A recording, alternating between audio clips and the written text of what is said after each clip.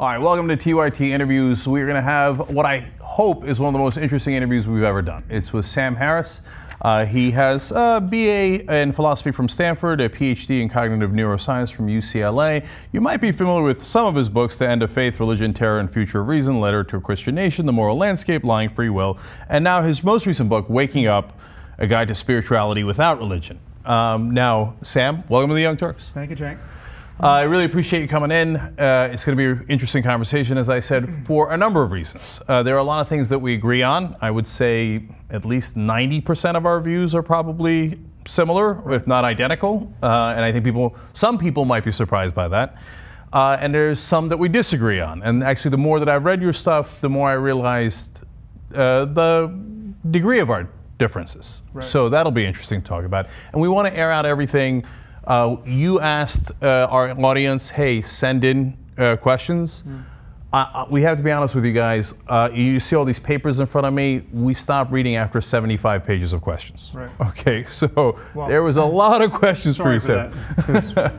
So let's start with the easy stuff, the stuff that we agree with on, okay?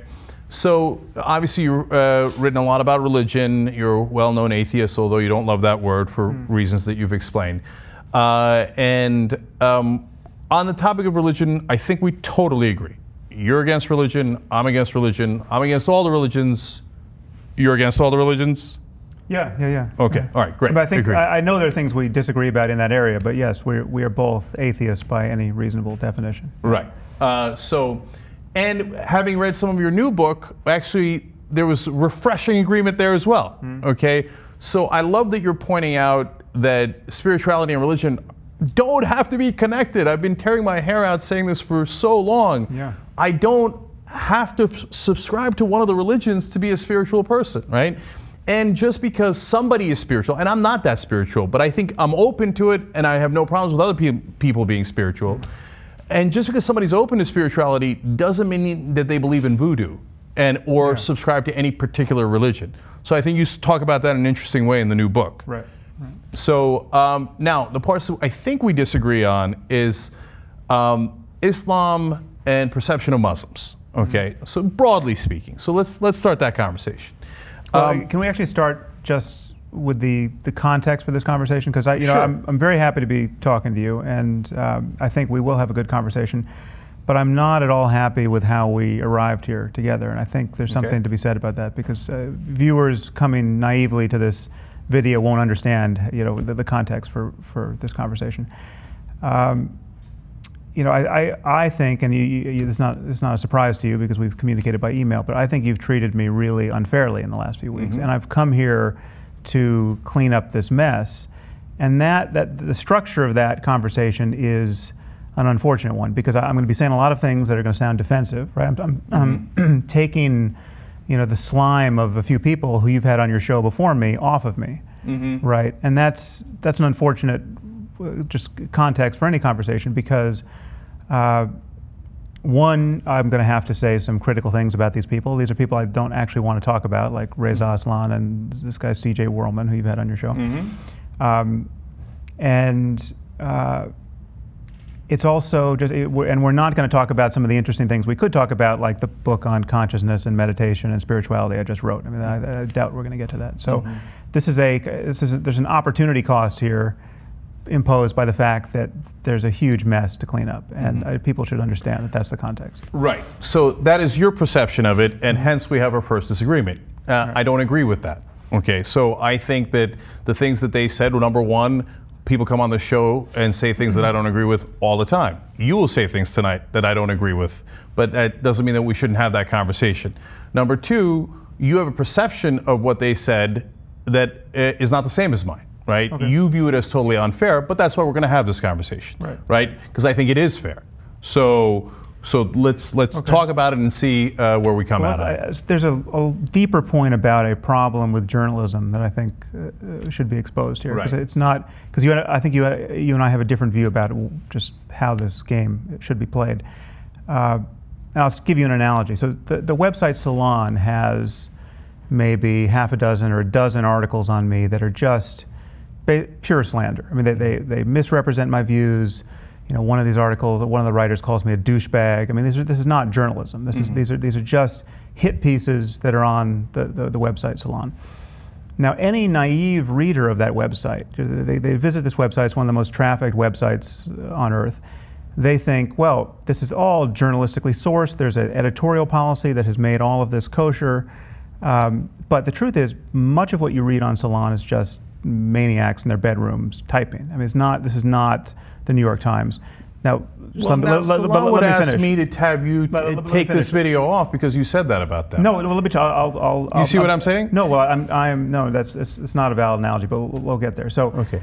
So when I communicate, this stuff is built up over time, and so I communicate with the editor-in-chief of Salon, complaining about this.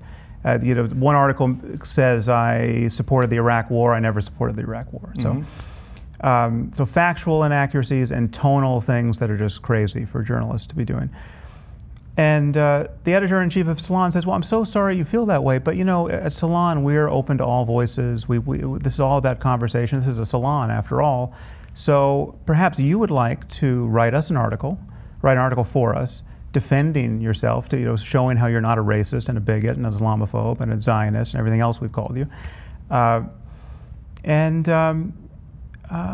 Yeah. So, and I said, okay, so great. So first you steal part of my reputation by just putting all of the stuff out there. Now you want to steal some of my time by getting me to work for you for free, right? And then you want me to drive all my traffic to your site, all my readers, so they can read where I have said, I'm not a racist and I'm not a genocidal maniac. Now, does this sound familiar? Because this is the situation I feel like I'm in with you. And again, I'm not begrudging the conversation, because I think you and I will have a good conversation. But what has happened on your show in previous weeks, you've had this guy Whirlman, who's now, a well-established fraud and liar, and he's outed as a serial plagiarist. First of all, let's just be clear, though. The plagiarism charges came out after he was on the show. Yes, it's true. It's true. But it was obvious to me that this guy was lying about my views, and he's on your show unrebutted for whatever, an hour. Sam, you're here to rebut him. So look, let me answer some of those charges. But so let me just ask you one more question, and then you can answer. Right. What journalistic purpose is being served by having that hour of video online until the end of the world, where he calls me a genocidal maniac? He says I want to execute a nuclear first strike against the Muslim world. I want to kill people for thought crimes. What journalistic purpose is being served when that video stands on its own? They're not going to necessarily find this video in association with that. That's just going to be out there forever, and this guy has no credibility. So why keep the video up? So, Sam, you think that everybody's being unfair to you, so whenever you guys have a disagreement, you view them as being defamatory and malicious, etc. Yeah. But Sam, not everyone, you say in this case. Now, you say incredibly outrageous things, like we should consider a nuclear first strike, right? We should consider torture. We should consider bombing things. So let's go one at a time, right? You say all these things. We'll get into the details. Right, and we are going to get into the details, right? And then you put caveats in there, right? Which is smart. You put caveats, but you say we should consider all these things. And then when people criticize that, you go, how could you?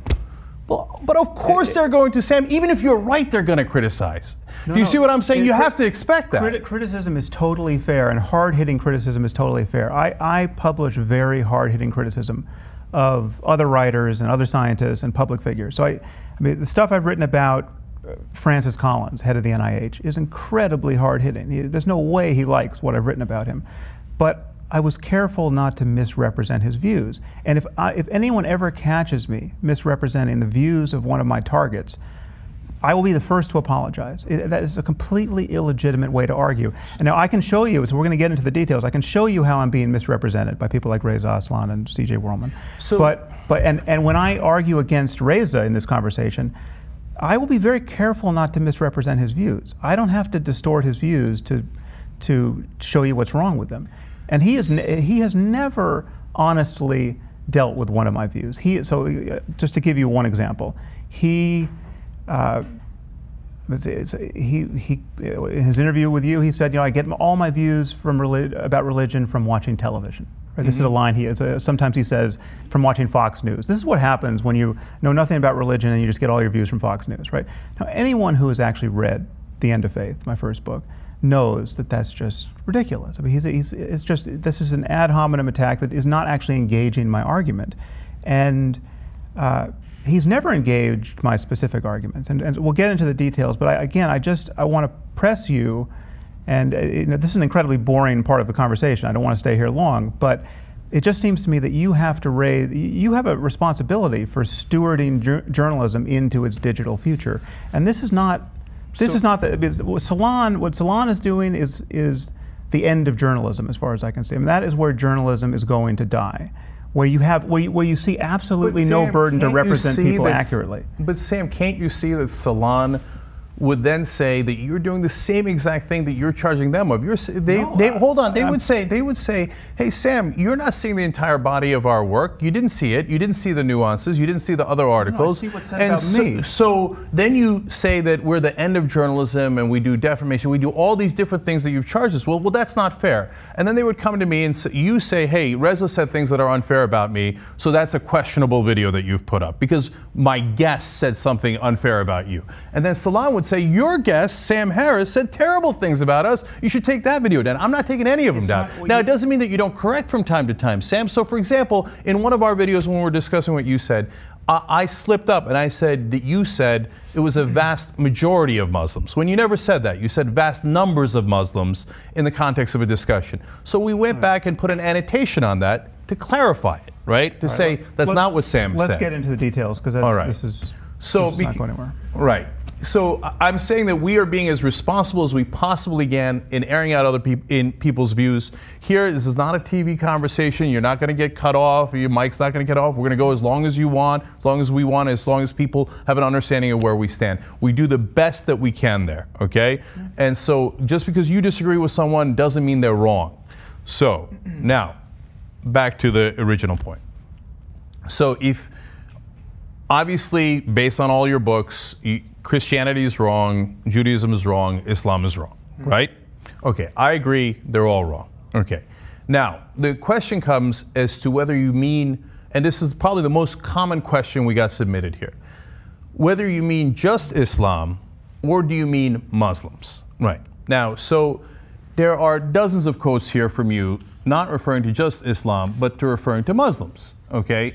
So if you want, I can go through them, let's just have the conversation. So okay, I can clarify what I mean here. So you don't just mean Islam, obviously. You do mean Muslims, right? Well, so when I talk about Islam, I'm talking about a set of ideas and their logical and behavioral consequences. Now, these ideas wouldn't matter if nobody believed them, right? So in every case, I'm interested in the numbers of people who believe specific ideas to the extent they actually believe them. So there are people who sort of believe what they say they believe. There are people who don't believe it at all. There are people who don't read the books. There are people who would bet their lives on the truth of every word. There's a whole range of cognitive commitment to certain doctrines. So when I talk about Islam, I'm talking about a set of doctrines. I'm talking about the Quran and the Hadith and the example of the Prophet Muhammad as evidence in the earliest biographies. And this is a set of stories, principles, claims about the nature of reality.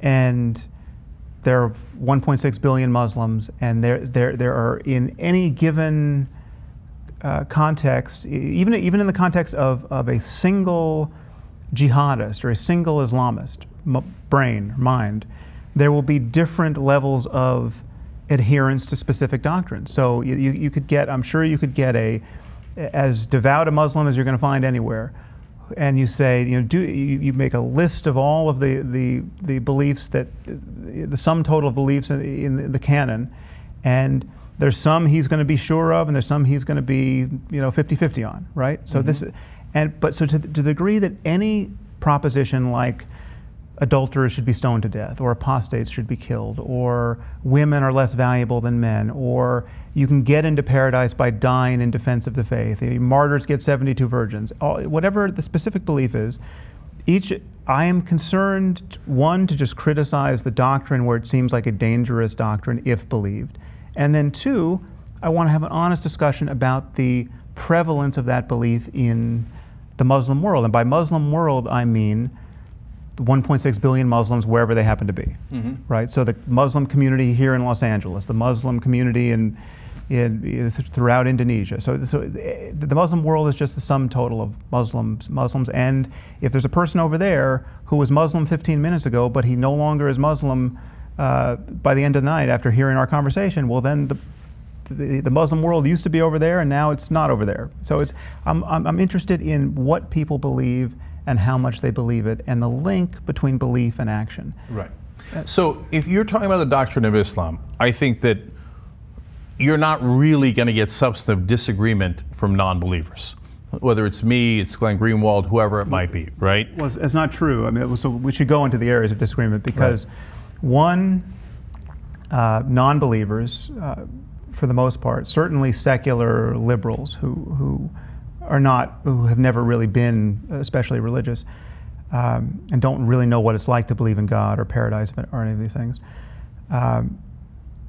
they believe that all religions are more or less the same. So to single out any religion over any other in any context is already taboo among these people, and it's a sign of some kind of animus towards specific people. And you feel this. I mean, I've seen what you said about my remarks about Mormonism and my remarks about Islam. Mm-hmm. Reza Aslan certainly feels this. He thinks all religions are equally empty. They're equally just a tissue of stories and myths and images, and nothing's inherently violent in one as opposed to inherently peaceful in another. And we should agree and disagree about that because that's not exactly what I've said. I'm talking about. Well, that was the last thing was Reza's view. No, I know, but when you said that that I see no difference between the religions, that's not true. So I think you make a good point about, for example, Islam or Christianity on one side and Jain's on the other side, right? So they are definitely different religions that teach different principles, and I believe that you can make value judgments about those, right? And say, hey, in Jainism, you're talking a more peaceful language, right? And so it is going to direct people in a different direction. That doesn't mean that no Jain can do anything violent or even do a holy war or do a suicide bombing. They can, but I understand that the ideology does not point in that direction. Yes, and it points in the opposite direction. It would be unthinkable to really justify jihad or suicide bombing by recourse to the doctrine of Jainism. It's just because the central message of Jainism is nonviolence. You have to be a vegetarian. You could not open a slaughterhouse and say, well, this is a Jain slaughterhouse.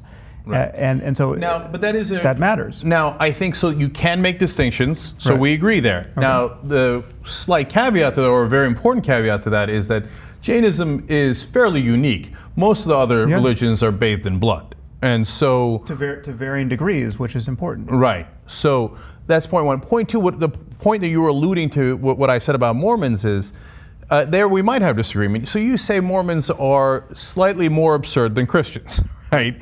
Because you say you take all the absurdity of Christianity and then you add on top of it further absurdity that Jesus is going to come to Missouri, etc. Right. I think those are really good points, but to me, that's the difference between 2 + 2 = 5 or 2 + 2 = 6. Neither one is true, so what difference does it make? Well, no, this is actually, it's a cute statement, and I think nothing hinges on it, but it's actually a mathematically precise statement. If you think Jesus is going to come back, that's one order of improbability. If you think Jesus is going to come back to Jackson County, Missouri, that actually increases the unlikelihood or decreases the likelihood. If we're talking about math, it's like dividing by 0. This is equally unlikely that he's going to go to Jerusalem or Missouri. He ain't coming. The whole thing's is Zeus more likely to come to Missouri or to Athens? It's the specifics that make it less probable. If you just think he's going to come back somewhere, that's one thing. If you think he's going to come back to Jackson County, Missouri, that's less likely. And that is a mathematically true point. This is just probability theory. Even if I were to grant you that, which I definitely do not grant you, but even if I were to grant you that, you're going to hear from a bunch of mathematicians who are going to insist that you grant that. Okay, that's fine, and I look forward to that, and hopefully we'll get 75 pages on that.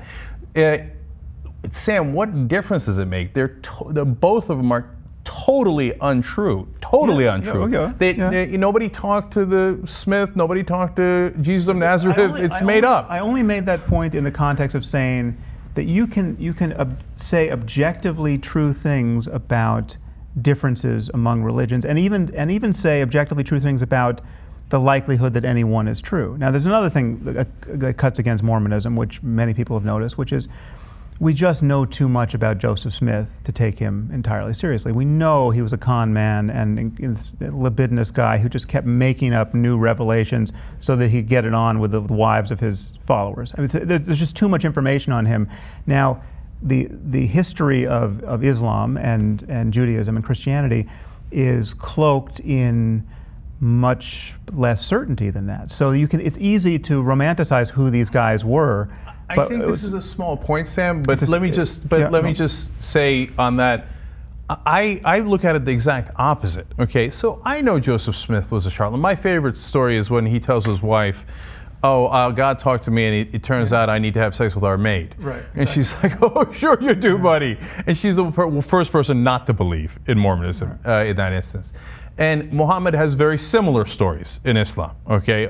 Very conveniently, he also had to have sex with all the women and conquer all the land, etc., right? But Moses didn't even exist.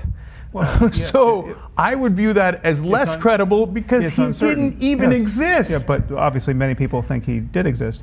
It's just the more you push it into the well of history, it becomes you can just have your beliefs about the matriarchs and patriarchs be unconstrained by counter evidence. So you're ironically giving them credit because they're so wrong we can't disprove them. It's such a black box. Yes, it's a black box. Okay, so that's why I say it's a small point of difference. This is not important. Right. So now, but either way, Islam is totally wrong. The doctrine is wrong, etc. Now, the question of whether it applies to all Muslims is where we get into the disagreement. And you don't say all Muslims, you're very clear about that, right? And I can give you quotes on that as well, so the audience is clear. Sam never says all 1.6 billion Muslims, and you don't even say majority, okay? Well, but the irony here is that, so I've heard some of the things you've said, so let me just pull this in here, that I seem to be painting, and many people have said this since the Bill Maher interview,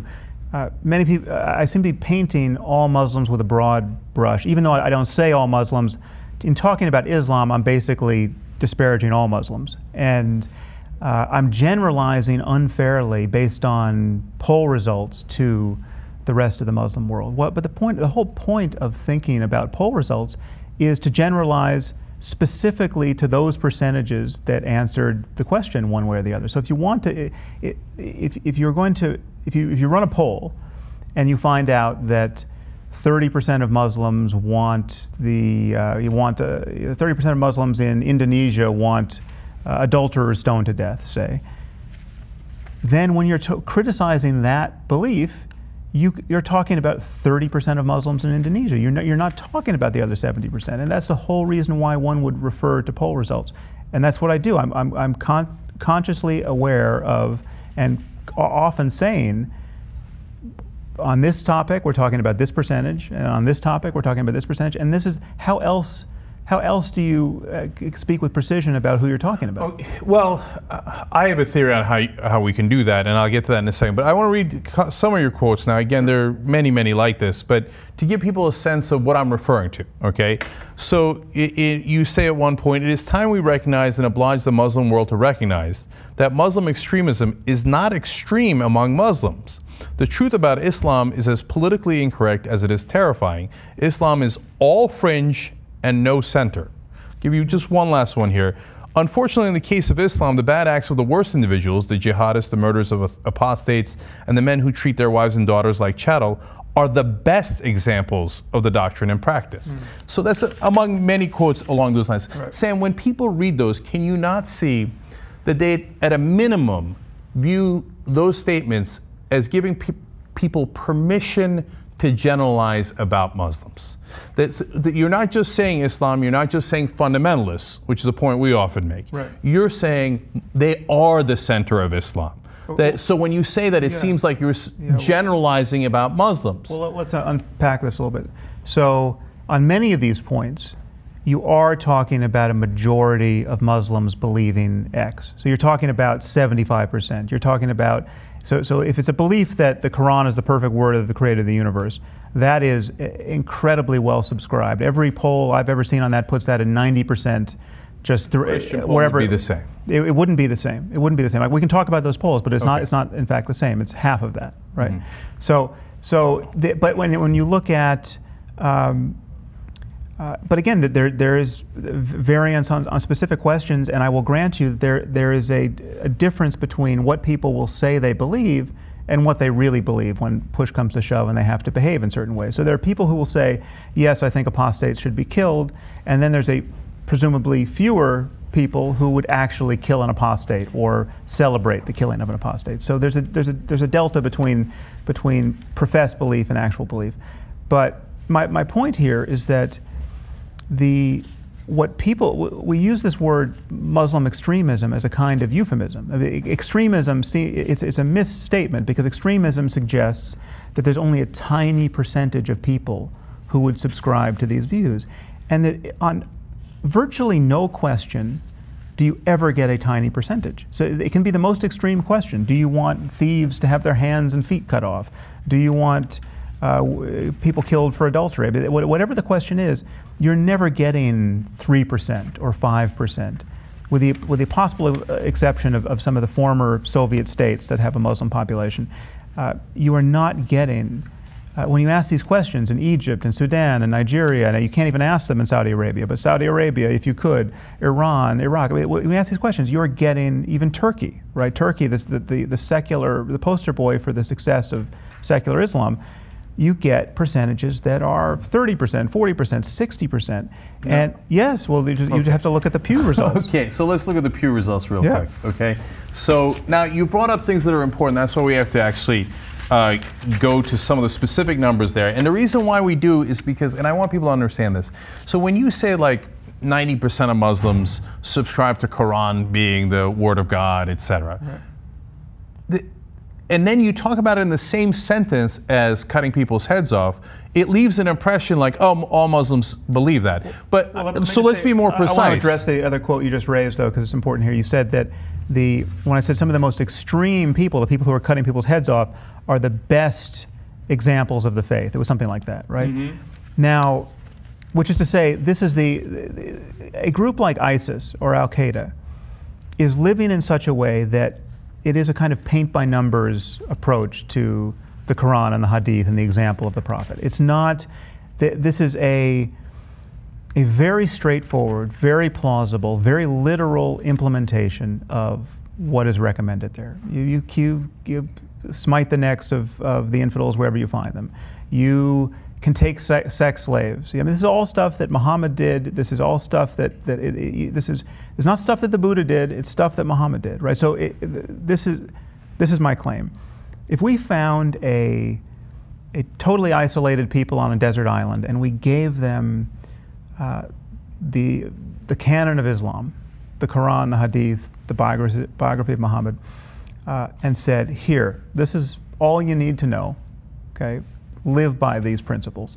And then we came back in 1,000 years and they were living like ISIS, there would be not much basis for surprise. Now, if we gave them the polycanon, the canon of the teachings of the Buddha, and came back in 1,000 years and they were living like ISIS, there'd be reason to be flabbergasted. There'd be no obvious connection now between. You brought up like 8 things I got to respond to. But let me. But now the island. I'm going to get back to the numbers. Let me just say that is what I meant by saying that this is the best example of the actual doctrines in practice, because it is taking all of this very seriously and literally. It's, yes, women are worth less than men. Yes, that is a literal. Yes, you can take sex slave. That is. So you have to ignore those passages. So I've got to address that. So listen, Sam, when you say that's the literal words in the Quran, that's why I left Islam, because I read that and thought that makes no sense at all, right? Well done. So, okay.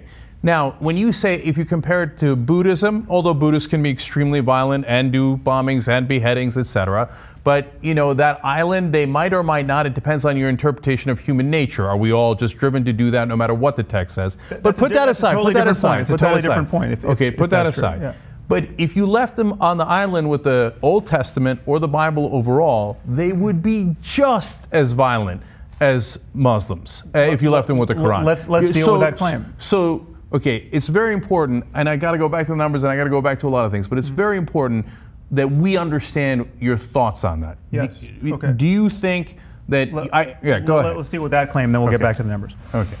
So the claim is that the scriptures of Judaism and Christianity are just as violent as the scriptures of Islam, and therefore just as much of a liability, right? And there are a few reasons why that's not true. Now, it is true to say that the Old Testament, the Hebrew Bible, is the ugliest, most theocratic, most barbaric of all these texts, right? So it's worse than the Quran, in my view. That's right. However, there are differences that explain why Jews are not living like as prescribed in Leviticus and Deuteronomy, and why they may never have really quite lived that way. First of all, some of the recommendations are clearly contextual and specific to what Saul was supposed to do to the Amalekites, and they're not generalizable to the future of humanity in quite the same way that Sam, that seems like an incredible excuse for it. No. It says I'm not excusing. Kill all of them who do not believe in the God of Israel. Kill them all. Let me finish.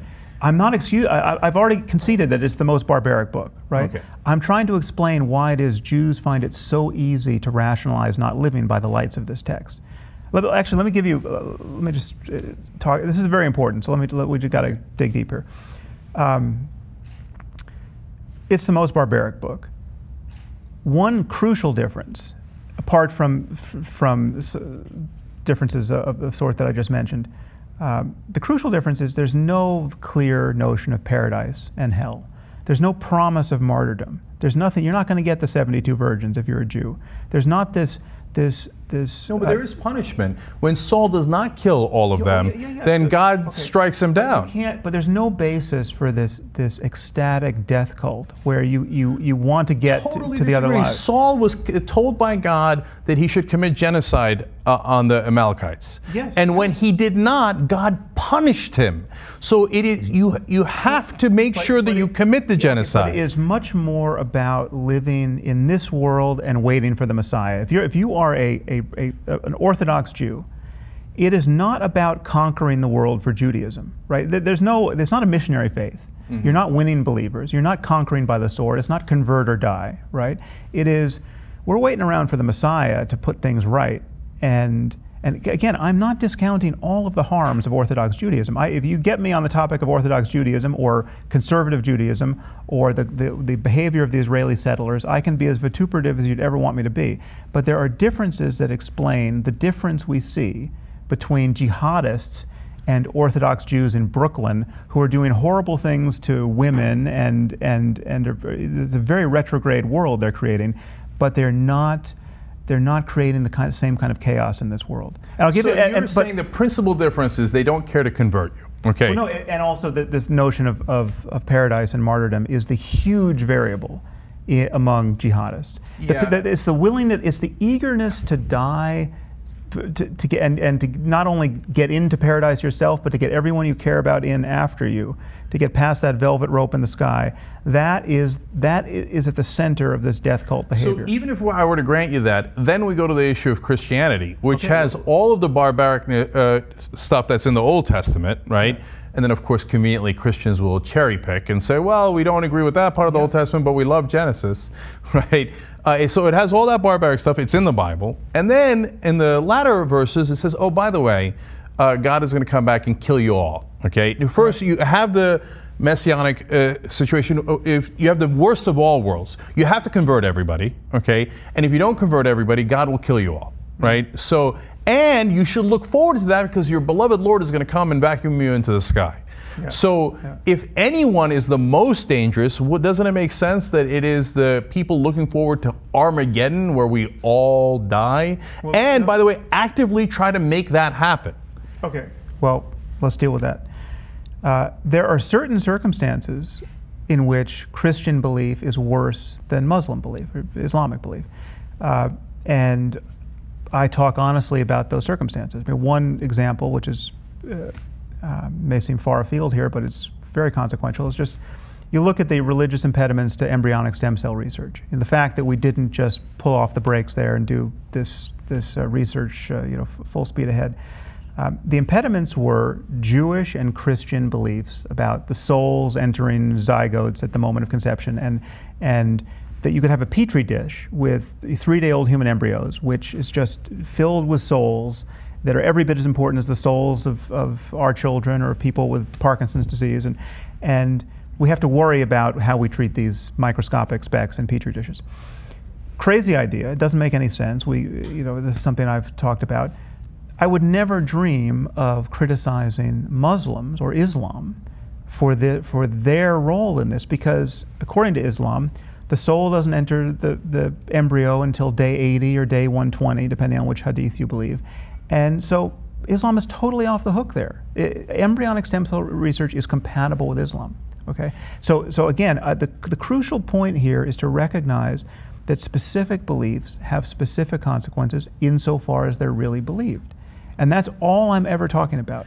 Sam, when we talk about the difference between Islam and Christianity, let's talk about it. Okay, so there are circumstances where it's worse. You frame, in so much of your writing, you frame Islam as it appears irredeemable, whereas Christianity is just as violent and perhaps more dangerous because they look forward to and want to execute Armageddon, right? And have tried in the past and are also currently trying. You're being too loose with Christianity. Christianity is not just as violent. Christianity has a history of extraordinary violence, right? By far, historically, the most violent religion on the planet. Well, that I don't know what you're lumping into the Christian bin there, but that's debatable. But let's just talk about the centuries of... Muslims didn't start the 2 world wars. Muslims didn't do the Holocaust. Muslims didn't do the Inquisition. They didn't do the Crusades. Because of Christianity. The world wars were not because of Christianity. That's complicated. When Christians do it, it's complicated. When Muslims do it, it's not complicated. No. It's because of Islam. No. Okay, so this is another thing that we have to deal with. I am never blaming all Muslims for all the bad I'm never blaming Islam for all the bad things Muslims have done in history. I'm only blaming Islam for the things Muslims have clearly done on the basis of the doctrine of Islam. Okay. And so too with Christians, and so too with Jews and Buddhists and everyone else. And you have to be precise here. So for instance, you mentioned the Buddhists who are cutting people's heads off, right? You must be talking about the Buddhists in Myanmar. This. Now, there is no connection between what they are doing and the doctrines of Theravada Buddhism. There is just none. So what they're doing is horrible. What they're doing is an instance of tribal violence. It is, and the connection to religion is there because the differences between Buddhists and Muslims is defined in terms of religion, right? It's not. I mean, there's probably an ethnic difference there too. There certainly is, but this is tribalism. It's xenophobia. It's hatred of the other, but it is not cashed out by the doctrine. It's not being inspired by the doctrine of Buddhism. It just isn't. But then you're saying when Buddhists do it. Wait, hold on. Hold on. When certain Buddhists do it, I'm not going to blame all Buddhists because it is not connected to their doctrine. But when Muslims do it, it's not complicated. It is because of their doctrine, and hence we can talk generally and loosely about Muslims. No, I am not talking generally and loosely about Muslims. And if you catch me doing it, then we just have to go into the details. So. I'm only there are Muslims who do horrible things, and it has nothing to do with Islam, right? They're just people. People do horrible. If a Muslim robs a liquor store, it's got very little to do with Islam, right? Very true. You know, and especially if he just grabs a package of bacon on his way out as well. I mean, it's not Islam. Another reason I left Islam. Okay. Bacon is God's food. Yeah. So all I'm asking for. And I will concede that because I've gotten so much opposition on this point that occasionally I'm pretty strident in how I answer this, all I'm asking for is honest conversation about the logical connection between ideas and behavior. So then let's go back to the idea of Christians versus Muslims, because I hope we're in the midst of that honest conversation. Yeah. So Christians, and I'm not saying you do it, and I'm curious what your take on this is, but I hear all the time from defenders of Christianity and from other atheists, but who happen to be born Christian, because we all get wedded to our identities and secretly want to defend it no matter how much we're atheists or agnostics. So they say, well, Hitler doesn't count because he wasn't really Christian, right? Except not only do we have the famous story of Gott mit uns on all the Bible on their belts that says God is with us, but Hitler literally said, I am doing the Lord's work, and that is why I am getting rid of the Jews. Right. So why, but that doesn't count. Okay, well, no, so then I would ask you this, because you actually specifically talk about when Muslims say that they're doing it for Allah, why don't we believe them? We should take them at their word. So shouldn't we take Hitler at his word that he is doing the Lord's work on behalf of Christianity? Well, actually, Hitler is often unfairly described as an atheist. So the Christian opponents chalk all that up to atheism, Hitler's atheism, because they don't really consider him a Christian. Now, Hitler spoke about Jesus in his speeches.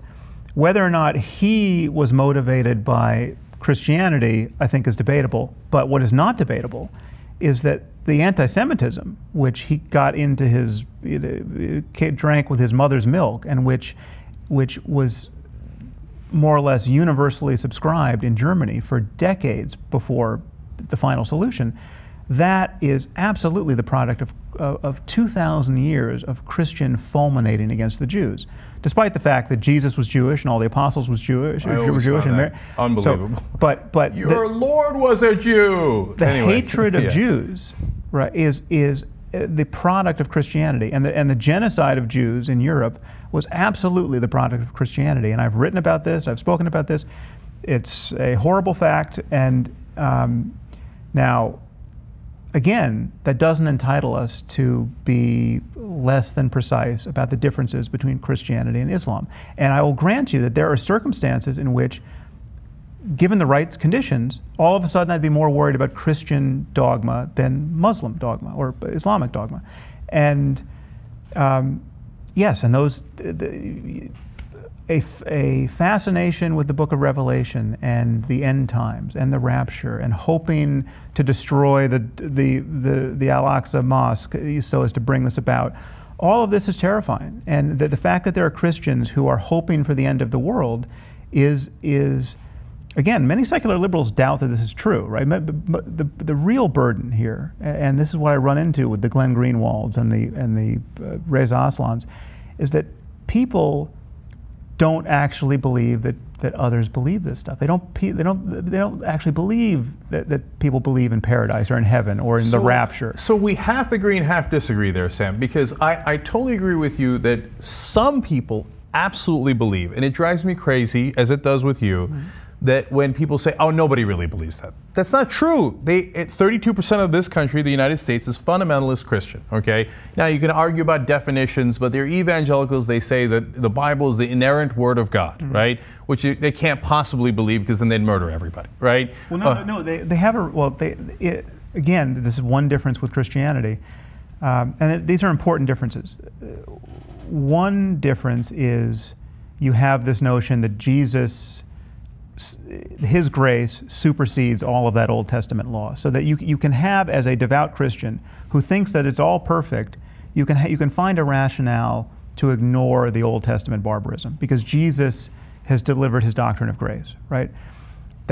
And then you get the Sermon on the Mount, and you take Jesus and half his moods, and you get very benign, very pacifistic attitudes. Now, Jesus, when he comes back on the Day of Judgment, is going to be wielding a sword and throwing sinners into a lake of fire, and all of that's weird. But in the meantime, you can find, as a Bible-thumping ignoramus who's against science and who's against evolution, I mean, who thinks evolution is a hoax, etc., you can still find a basis to just wait around for the rapture, and you do not find a basis for holy war and a desire for martyrdom and all the stuff we're seeing in the Muslim world.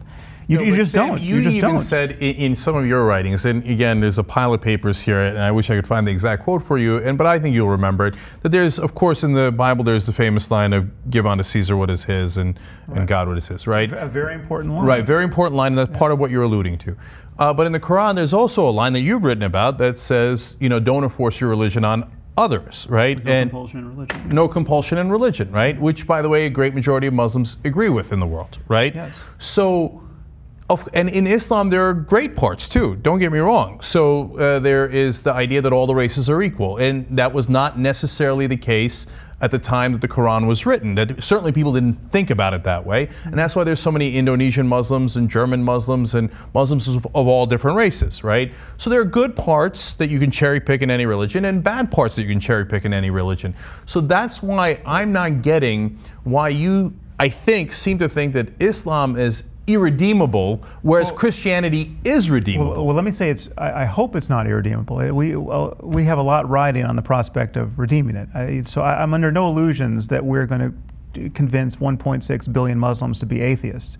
So it has to be redeemable. So and you know, I'm in dialogue with someone who I consider to be a genuine Muslim reformer now, Majid Nawaz, about just what is the way forward for the reformation of that all of us are waiting for in the Muslim world. So that's not my view that it's irredeemable, or at least that's a very bleak picture. But again, we have to be honest about the difference between Christianity and Islam here. And but I'm not seeing it. I mean, we just had a whole conversation about it. We're not done. We're not done. So okay. One very important piece here is the example of Muhammad and the example of Jesus. Muhammad was not a hippie who got crucified. Right, Muhammad was a conquering warlord. Muhammad's ethics, his life course, has much more in common with Alexander the Great or Genghis Khan than it does with Jesus or with Buddha or with Mahavira or other progenitors of the world's, quote, great faiths. Yeah, but Jesus wanted to conquer the world. He just sucked at it. No, well, that's one way to say it. But he was not ordering people's heads cut off. He got crucified. Have the power to. Well, no, you're reading that into the situation. But I'm saying the ethic you get out of Jesus. The Sermon on the Mount doesn't give you, okay, let's cut the heads off of those 300 Jews and let's take sex slaves. Right? If you want to cherry pick the good parts of the Bible, there are plenty. Yeah, but the bad parts are not as extensive. It's much easier to cherry pick the good parts. No, we just talked about how the bad parts are extensive, if not worse. But let me just tell you the difference here. First of all, the Bible is a vast and vastly self-contradictory book, right? Yeah. So the cherry picking is made so much easier by the fact that there's no way to there's no truly central message, and especially if you're taking the Old Testament and the New Testament, and you can forget about half of it very easily. It would take you a month and a half to read the whole thing from cover to cover.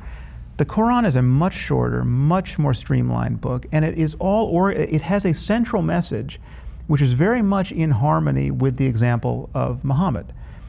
It is not the central message of the Quran, arguably, certainly a central message, is you should spread this one true faith to the ends of the earth, and you spread this by conquest, not conversation. It is convert or die, or if you happen to be a person of the book, you can live as a dhimmi. Now so Sam, that's a very important distinction though, because the Quran says don't touch the Christians and the Jews, they're people of the book. And of course, it's also wildly contradictory in different parts. And there's a very legitimate case to be made that when they talk about infidels, they're talking about the pagans of the time. And so... But that's cold comfort to 1.2 billion Hindus who are polytheists and just completely beyond the pale by the light of this doctrine, right? Mm-hmm. So... but I want to deal with your points. But the Christians want to convert them too, and if they don't convert them, it doesn't matter because they're all going to get blasted by God at the end. Okay, but that you know to be a fiction, and that's very different than waging war in this life against these people. Okay, the Yazidis are not being killed by the Iraqi Christians. Right, and there's a reason for that. But then when you get into the real world, Sam, instead of the hypothetical world of the doctrines, right? Again, in the real world, there's two things that are very important that happen. One, historically, Christians have cherry-picked the good parts at times, Martin Luther King Jr., Mother Teresa, etc., and they have picked hideous parts of the Bible for slavery, the Inquisition, the Holocaust, the anti-Semitism, and the list goes on and on and on.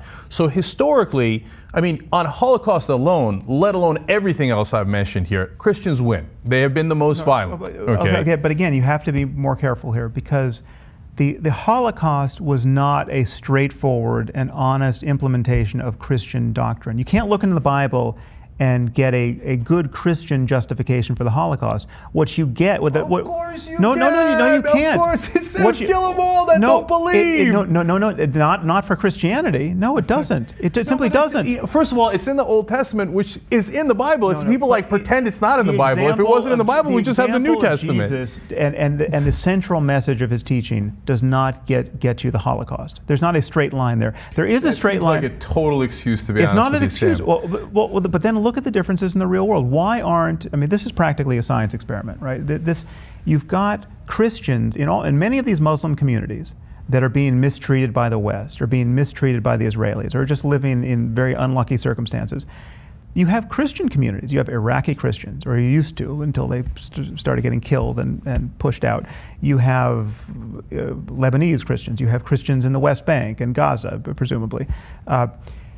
Where are the Christian suicide bombers? Where are the Christians cutting the heads off of Yazidis? Where's this death cult behavior among Christians? So gas chambers don't count? You have to physically cut somebody's head off? No, but here's a science experiment. In this same year, you have people living in the same kinds of conditions, right? I mean, the Christian Palestinians have to go through the same checkpoints as Muslim Palestinians, right, in Israel. Well, I have an answer to that. Okay, what is the answer? Okay, so it's not specifically in Palestine, but in Northern Ireland, what did they do when they felt they were oppressed and they were occupied?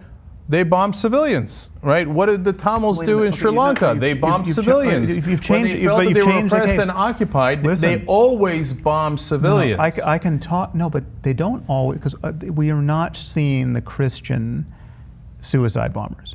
Mm-hmm. Right, so we can talk about Ireland. Okay, but hold on. If you're being incredibly specific on suicide bombers, okay, we had Buddhist suicide bombers, kamikaze fighters. Okay, so we've had them all. Okay, let's not be so scattershot here. So I can talk. I've written and spoken about the link between Zen Buddhism and the kamikaze pilots. Right, so you can get a death cult out of some quasi-Buddhist ideas. Now, Zen Buddhism is different from Theravada Buddhism and Vajrayana Buddhism, and it's not actually a stretch to see how it doesn't emphasize compassion in the same way that, for instance, Tibetan Buddhism does. So when you see Tibetan Buddhists mistreated by the Chinese, they're not practicing suicide bombing. They're practicing self-immolation. They're burning themselves, right? They're not blowing themselves up on buses, and it makes a lot of sense given their religious dogmas, right? The connection between the Buddhism and the kamikaze pilots is drawn from Zen, but it was also kind of Japanese nationalism and Shinto, and it was kind of a weird brew of a militaristic doctrine there. But it is easy to see how Zen was helpful there, right? I'm not denying that. But again, we have to be honest about the degrees of remove from a very clear doctrine and behavior. So, Sam, this goes to the heart of the issue. This goes to the heart of it. Go ahead. So it's easy to see how we could make the Quran worse, right? So we could make it better and we could make it worse, right? It is exactly the way it is, and certain lines are open to interpretation, but it would be worse, for instance, if it didn't have that line that there's no compulsion in religion, right? When you take that line out, you've just taken out one tool that moderate people have to resist all the other barbarism there. And it's easy to see how it could be worse. It could be on the bottom of every page. It could say, oh, and by the way, don't forget, you have to kill those homosexuals, right? On every page, it could reiterate that. That would be a more emphatic exposition of a doctrine that's already in there, but to emphasize it to that degree, we would expect more homophobia and more murders of homosexuals in the Muslim world as a result. And if there was a single page in there that said, listen guys, homosexuality is a totally natural byproduct of evolution. It is love between a man and a woman is just as legitimate. There's no problem here. You should just honor it. If that doctrine were in there, it would be, you wouldn't find a hatred of homosexuals. So and we've been over this, what you're saying is that the doctrine matters. It really matters. But Sam, I don't disagree with that. Okay, so you had Reza Aslan on here for an hour saying that the doctrine doesn't matter because it's all about... No, I don't, but I don't agree with Reza. And I said throughout that I don't agree with Reza. Reza talks about how the truth is something that was a concept that came up a couple of 100 years ago. I mean, that's a nice linguistic turn, tell that right? to Plato. Right? Yeah. So I don't agree with that. That's why I'm agnostic. That's why I don't believe in any of the religions, right? Because no, there is a truth. 2 + 2 does equal 4. But you're still resisting right? you're resisting specific consequences of specific beliefs. No, I'm not. I know that Islam, by having the things that are the damaging parts in there, lead to sometimes bad results. I believe that it is part of the mix as to why people do the suicide bombings and all the bad things, right? I believe that there is plenty of that in the Bible that has led to all of that as well. In fact, when you talk about homosexuals, again, who's killed more homosexuals in history? By far the Christians. By Christians far. are equally culpable on that front, Right. yes. Okay. So, well, not equally. Worse. Okay. Well, So, wanting to kill homosexuals is bad in both contexts. I mean, That's exactly it's dangerous my point, to be. Wes. It's probably more I'm dangerous sorry. to be a homosexual in the Muslim world at the moment. But. Sam, that's exactly my point. My point is that Christians have done worse to homosexuals, but it doesn't really matter because both don't like homosexuals. It says it in the text. It says it in the doctrine, right? Mm-hmm. So there's no need to say Islam is worse or Christianity is worse. So that's what I'm saying when we talk about the heart of the issue. Why, No, but why Sam, ignore hold the on, differences? hold on. Why ignore Hold the on. differences Now, between when the you faiths? okay, hold on. Now, when you say okay, the doctrine of Islam is worse, which we still have a disagreement on that. Let me just remind you what I said about stem cell research. The doctrine of Islam is totally off the hook on that. So now why don't you object to me saying that? But why not object to my saying that? It's an accurate thing to say, but you seem to be going down the path of, oh no, they must be equally bad here. We're coming back to the disagreement on whether 2 + 2 = 5 or 6 is worse, when there is plenty enough bad material in all the religions that if you wanted to go in that direction, you would have plenty of excuse to do so. And Christianity has done that in great abundance, not only in the past, but they still do it today. Okay. So the question to me is not whether your text sucks, because I think it does. I think it does in Christianity, in Judaism, and in Islam, and in many of the other religions, but not all and not to the same degree. But they suck enough that it gives you excuse to do violence, right? Okay. So now given that, when you have the Tamil Tigers do the terrorism when they're occupied and oppressed, and you have the Catholics doing it in Northern Ireland, and you have the Muslims doing it in Palestine, is it not fair to say, hey, wait a minute, maybe it's not just the religion, that religion, yes, unfortunately contributes to that and is a damaging part of the mix, but obviously there's also geopolitical factors involved here, which leads them all to the same result. Okay, well, let me deal with 2 points here. One is, there's still the differences, the specific and often tiny differences between the faiths really matter in terms of even though they both suck equally in terms of the barbarism that's in there, that seems to be, these texts can't be edited. So the barbarism of Leviticus and Deuteronomy is there for all time, if you're a Christian or a Jew, and likewise with the Quran for Muslims.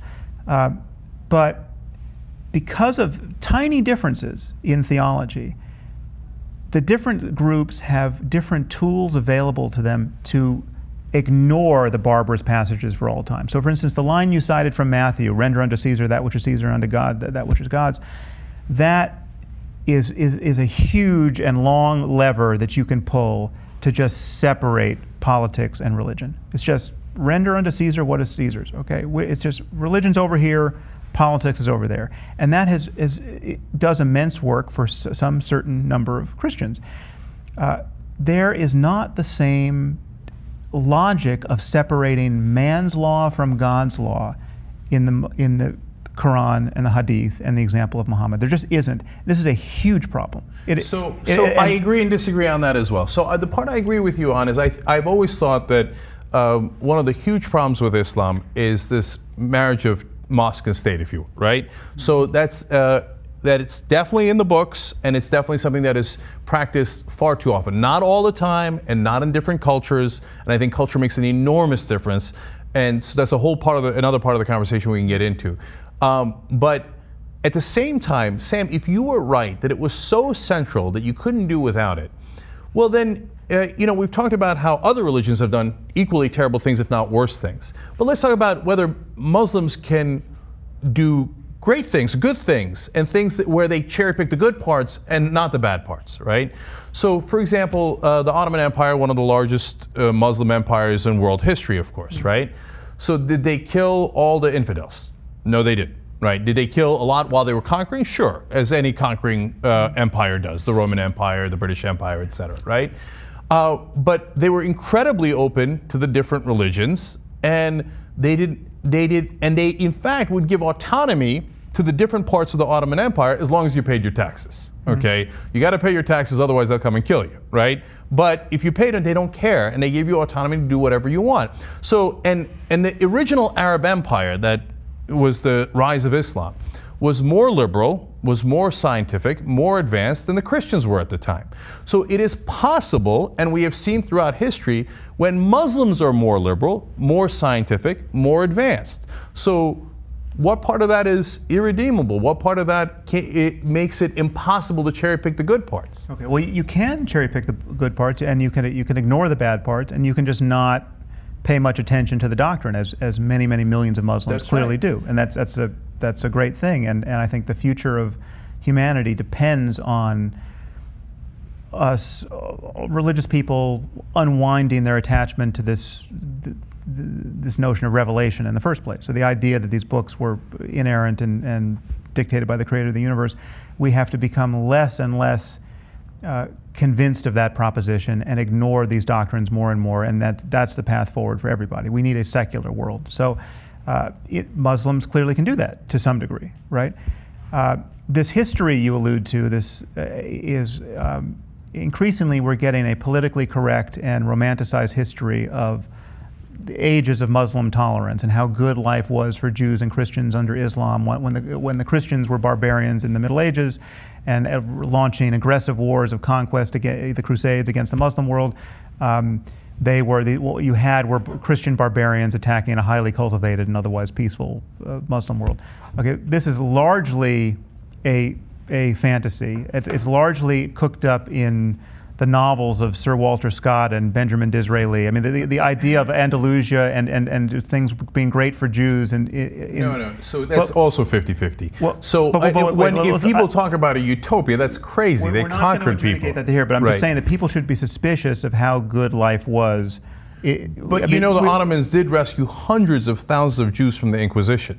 Okay, now it was largely for probably business reasons and the empire and the maintenance, but they said, we'll take the Jews off your hands. That's a fact, right? Yes, but the problems continued, and Maimonides, it's often said that Maimonides recognized how great life was in the Muslim world, but this is not true. He was in continuous flight from persecution, and he referred to Muhammad, I think, as the madman. So he was not a fan of Islam.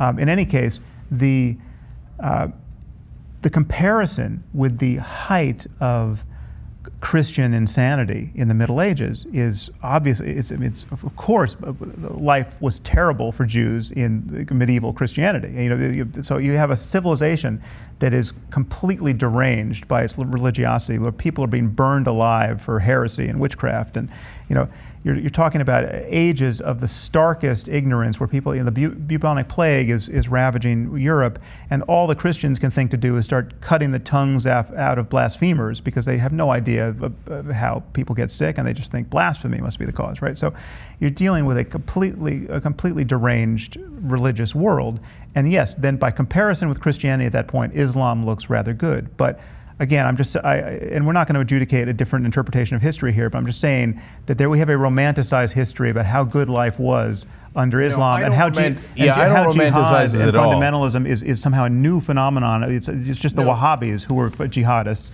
and we've had 1,400 years of jihad. So that is a fact of. Jihad is not an invention of the 20th century. So Sam, I don't romanticize it at all, and of course back then the things that happened would shock our conscience today, right? But when you compare the Muslim empire to the Christian empire back then, or the Christian, it's hard to call them empires, but fiefdoms, etc. Christendom, yeah. Right. Well, the Muslims were comparatively more liberal. They built libraries, whereas the Christians didn't, right? They cared more about science and math than the Christians did. They were spreading their faith by jihad, and the Crusades were a response to 300 years of jihad. I mean, the Crusades were not just. The Christians didn't wake up one day saying, let's just conquer the world. They were dealing with continuous attacks from the Muslim world. There you go again. So I feel like when I hear you talking about Israel, when I hear you writing about it, or I read you writing about it, it always feels like, well, it's always the Muslims' fault, right? So the Christians, they did the Crusades because they were provoked by the Muslims. And Israel does the bombings where 75% of people are killed or civilians, but the Muslims made them do it, right? So, and you write the Jews are the least of the offenders, right? And so can you not see that when somebody looks at that and goes, boy, that's a nice coincidence, here we go again. It's the Muslims' fault because the Muslims made the Jews kill the Muslims, right? Have you read A Letter to a Christian Nation? Mm-hmm. So I know. Did you see the kinds of things I say about Christianity? You know, I know that, Sam, right? So, but when you make the distinction that you do, where you say, well, Christianity, not quite as bad as Islam. Judaism, definitely not as bad as Islam. No. I'm just saying that there is one difference, and it's an important difference, is that neither Christianity nor Judaism, for reasons that are not so easy to describe, but they're there, neither has a straightforward doctrine of jihad as holy war. Mm-hmm. And Islam has a absolutely straightforward doctrine of jihad as holy war. But Sam, even the word jihad, so I'm not an apologist for it, where some people say, well, jihad just means an internal quest to find God, right? I'm talking about the holy war. Right. So, but it could easily be interpreted that way. If you want to cherry pick the good parts, it could be interpreted that way. It cannot easily. We absolutely have to convince 1.6 billion Muslims to interpret it that way. I'm with you there. Right. It's not so easy. Mm-hmm. It's not so easy historically. It's not so easy with reference to the example of Muhammad, and it's not so easy just reading the books.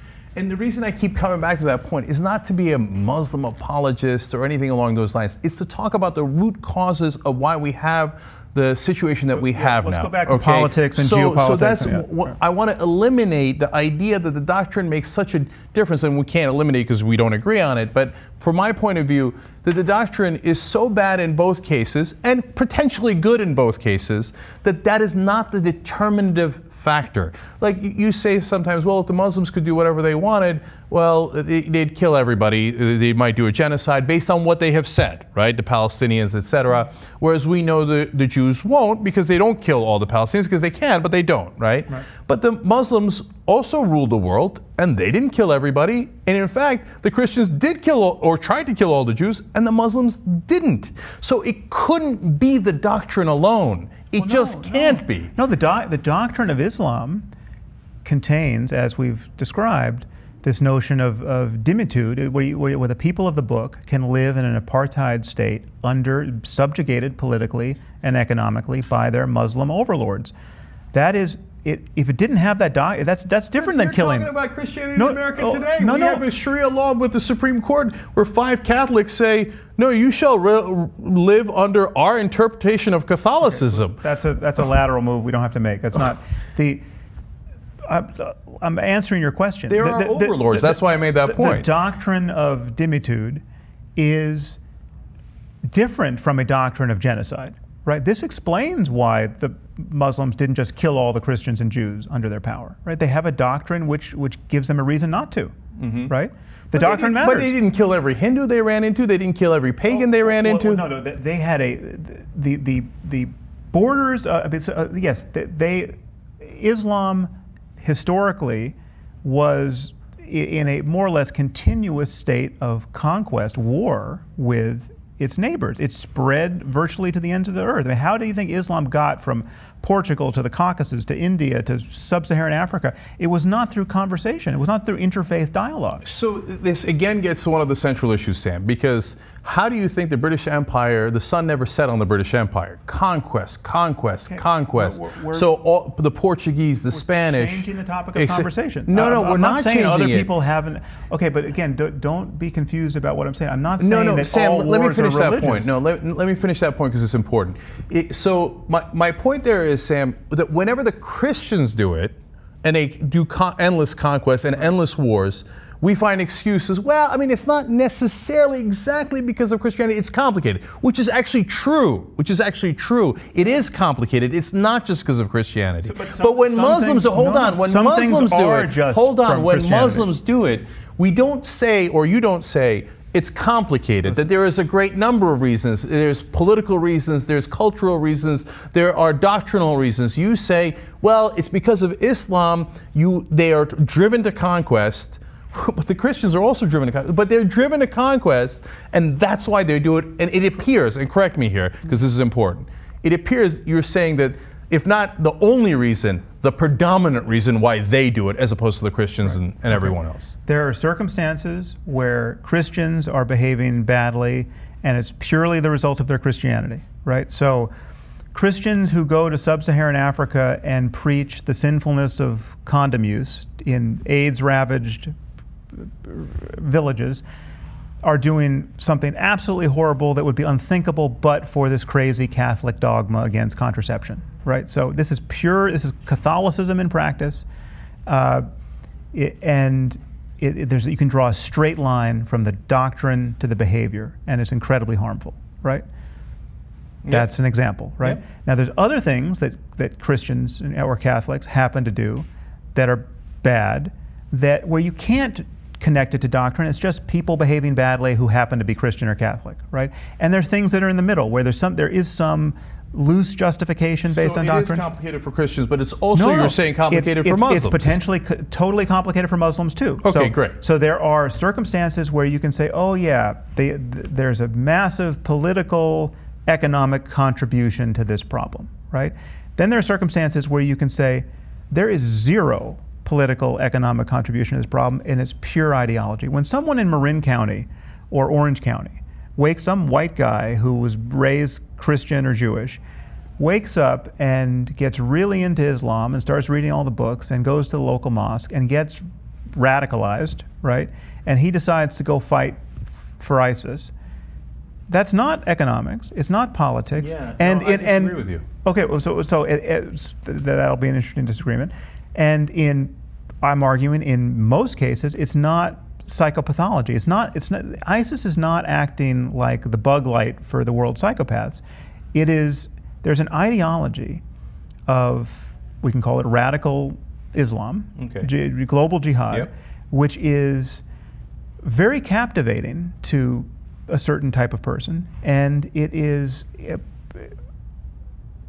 almost perfectly designed for export. You don't have to be affiliated with Al-Qaeda or anybody to get the full meme downloaded into your brain, and it justifies a certain kind of behavior. If you really believe that this book is the perfect word of the creator of the universe, if you really believe that martyrdom is the straight and only truly straight path to paradise, bypassing the day of judgment, if you really believe these things, and again, most secular liberals doubt that anyone believes these things, and that's a real impediment to thinking clearly about this, but if someone really believes these things, these become rational acts. Going to fight for ISIS becomes totally rational. You don't have to be a depressed person that's hoping to die. You can be Sam, so here's our disagreement on that. Okay. So we don't disagree that Islam contributes to that. I totally agree with you. Okay, if you say it's the only reason, that's, I think, clearly not the case, and I'll tell you why. So, for example, and I'll come back to the convert example in a second. So, Kurds sometimes, they have wonderful parts of their culture, but they all have unfortunate parts of their culture. One of which is they do female genital mutilation much more than other Sunni Muslims in the area. Okay, right. So it is more specific to their culture. It's also specific to some African cultures, whether it's Muslim or Christian, right? They do honor killings more than other Sunni Muslims in the area. Okay, so it is obviously somewhat cultural. Now you could look at that and go, wait a minute. Now they got that from the text of the Quran, so no, it is. I wouldn't. Now female genital mutilation is a bad example there because they didn't get that from the Quran. But even honor killing, so honor killing is. There's a lot of support for it in the doctrine of Islam, but honor killing, I would be the first to admit, is a bigger problem than Islam. Hindus do it. I mean, this is a deeper patriarchal, misogynistic thing in us that has been expressed in the Quran to some degree and in other religious scriptures, but it predates religion. and religion isn't the pure engine of this behavior. So the reason I bring up that example is because there are sometimes cultural factors that are more important than religious factors, but it certainly are in the mix of the reasons why people do things. Yes. Now, in the case of the American convert that goes over to fight ISIS. So I completely agreed with you here. So just acknowledge that. I mean, so that's you weren't expecting me to agree with you. You think that I'm sort of on record saying that no, honor killing is purely the result of Muslim doctrine, right? That's not something I've ever believed. I just think there are tremendous nuance in your points and my points. I don't view anything you say in a blanket statement. That's why I want to have this conversation so that it's clear, right? And so go back to the idea of the convert, right? Yeah. So it seems like, well, he looked at the Quran, he got convinced by the Quran, and he wants to go and fight the jihad, and that's what drove him to do it. So is that a large part of why he did it? Of course. Do I even think that it's the predominant reason why he did it? No. I think that guys like that are very similar to the mass shooters that we have in America. They are looking for glory. And they're going to find a vehicle for their personal glory. It might be that they're going to get famous by shooting up the school. It might be that they're going to go and fight for Allah. It could be that they're going to fight for Jesus. It could be one of a great number of things. That guy is driven by his personal psychology far more than he is by the religion. But I'm not saying that religion doesn't have a role in it. I wish that religion didn't exist and didn't give him the excuse to do that. That maybe he'd find a different excuse. But I don't know about that. But it is definitely, again, a mix of factors. Okay, well, I would, that's a very hopeful belief which will not survive scrutiny of these specific people. So if you look at specific, mass shooters, right, you find, yes, there are people who want glory, but you also find a lot of obvious psychopathology in these people. These are not, for the most part, high-functioning people. And many of them are depressed. Many of them are suicidal, and they're just going to go out in a blaze of glory. That is not what you find with this phenomenon of global jihad. I mean, people have looked at this. Psychiatrists have looked at this. This is not. You can find very high-functioning people who have other opportunities, right? These are not people who woke up one day, they were so hopeless, they didn't see how they were going to get a job, they didn't love their family, they didn't even have a family. You can find people who have families, who have good kids, who are veterinarians or neurologists or engineers, who decide to blow themselves up or to attempt to do it waging jihad. So now I'm not qualified to get into Robert Pape's analysis of I am. I can talk about Pape. Of suicide bombers and terrorism and what drives them. Obviously, you know that he presents, at the very least, a very solid case, right? You might disagree with it. It's not. I'll tell you why it's not solid. For the people who don't know, just so we clarify, he says that that the overwhelming majority of terrorism is because of national political reasons and not because of religion. Okay, so you should read up on him and get context for that for those of you who are interested in that. Yes, go ahead. So Robert Pape is someone who has been very influential, not in security circles, but in sort of apologist circles. People love the punchline, which is, this has nothing to do with religion. And this is the thing I keep running into, that people either don't believe or they don't want to believe that anyone ever really believes what they say they believe here. So that no one really thinks they're going to get virgins. No one's really expecting to get to paradise. No one, when the jihadist says we love death more than the infidel loves life, that's just propaganda, right? And no amount of people blowing themselves up will convince the average secular liberal that these people really mean what they say. Now, Robert Pape has done an analysis of suicide bombing, and he's argued that, as you say, it's the result of nationalists and political and nationalist concerns, and it's a tactic used against democracies to get them to, occupying democracies, to get the hell out of town, right? And it's a very effective one because people don't like being blown up. So the problem with Pape's analysis is that he's one of these people who goes into it sure that no one really believes what they say they believe. Every religious claim is just a cover for a political or economic or nationalist claim. And here the game is rigged. If you're always going to look behind someone's religious claim to find the political claim or the economic claim or the psychopathological claim, as you just did, you'll never stop at the religious claim. You'll always look for something deeper. But no one ever does the opposite. No one ever finds someone who's making a very strong political claim for their motives, and then looks for the religious claim beneath it. So if my neighbor, goes and kills someone, and he's asked why he did it, and he says, well, listen, I wanted his stuff. I saw his great car and all his stereo equipment. I wanted it. I didn't want to leave a living witness, right? So I just did it, right? No one's gonna doubt his motive. He said something perfectly sensible, right? So this was a straightforward claim of a murderous intent, right? And it made sense. Or if someone blows himself up or does something outrageous, or attempts to blow himself up, and you ask why, and he says, well, I was just so hopeless. They had stolen my family's land. I saw no way out. I saw no way forward. I had nothing to live for. I just was filled with hatred for these people who had mistreated me and my family this way, so I behaved this way, right? No one is going to look at that and say, oh, no, that can't be the reason why he did that. There's no way. Why would you? But when someone says, I wanted to get into paradise, right? I want the 72 virgins. I believe all this stuff.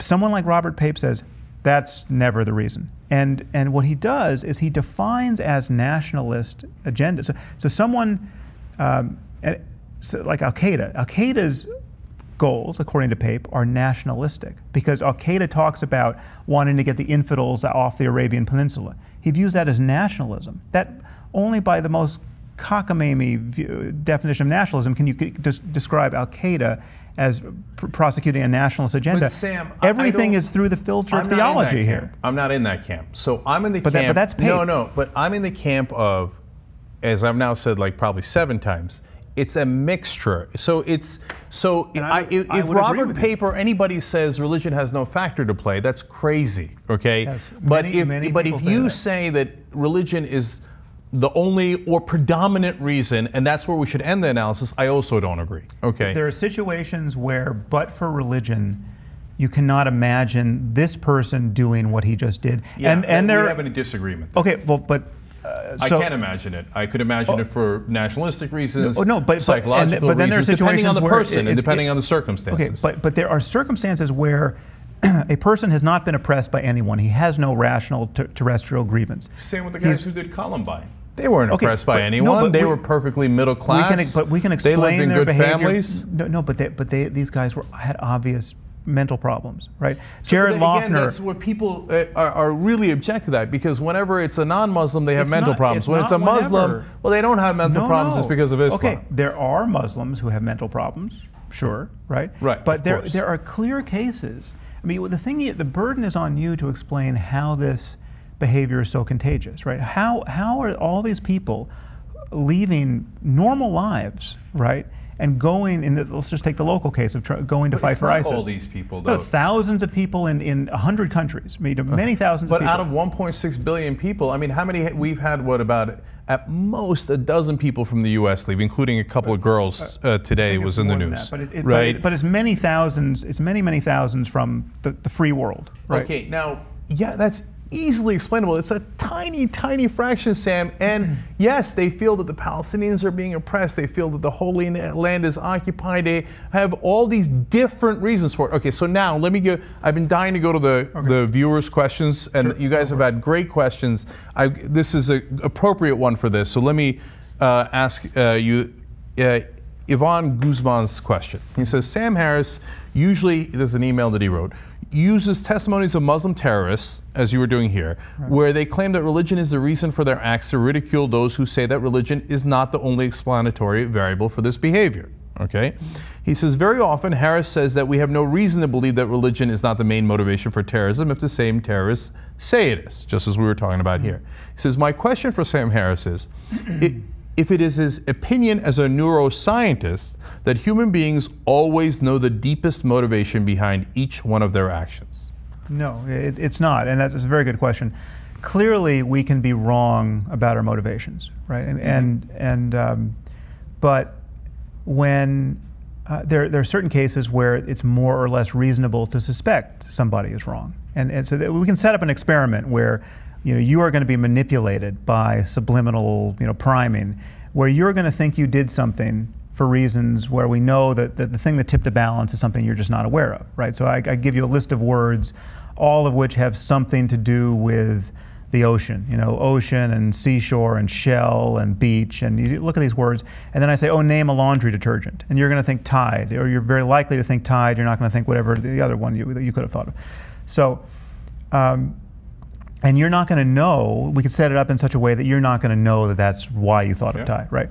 But when you're talking about a massive commitment of time and energy, when you're talking about explicitly represented linguistic beliefs, right, where these are conversations people have, these are books people read, these are things they espouse, and you're talking, and it's all is logically coherent given the beliefs, right? And it's highly illogical given the absence of the beliefs. Then simply asking people why they did something is usually the best way of getting information about why they're behaving the way they did. So it's like, why did so? So I'm 50-50 on that too. I don't often think that that's the case. But let me just sometimes add, it is. No, but so it's like why? Whatever, But Sam, we have to at least be fair about that, right?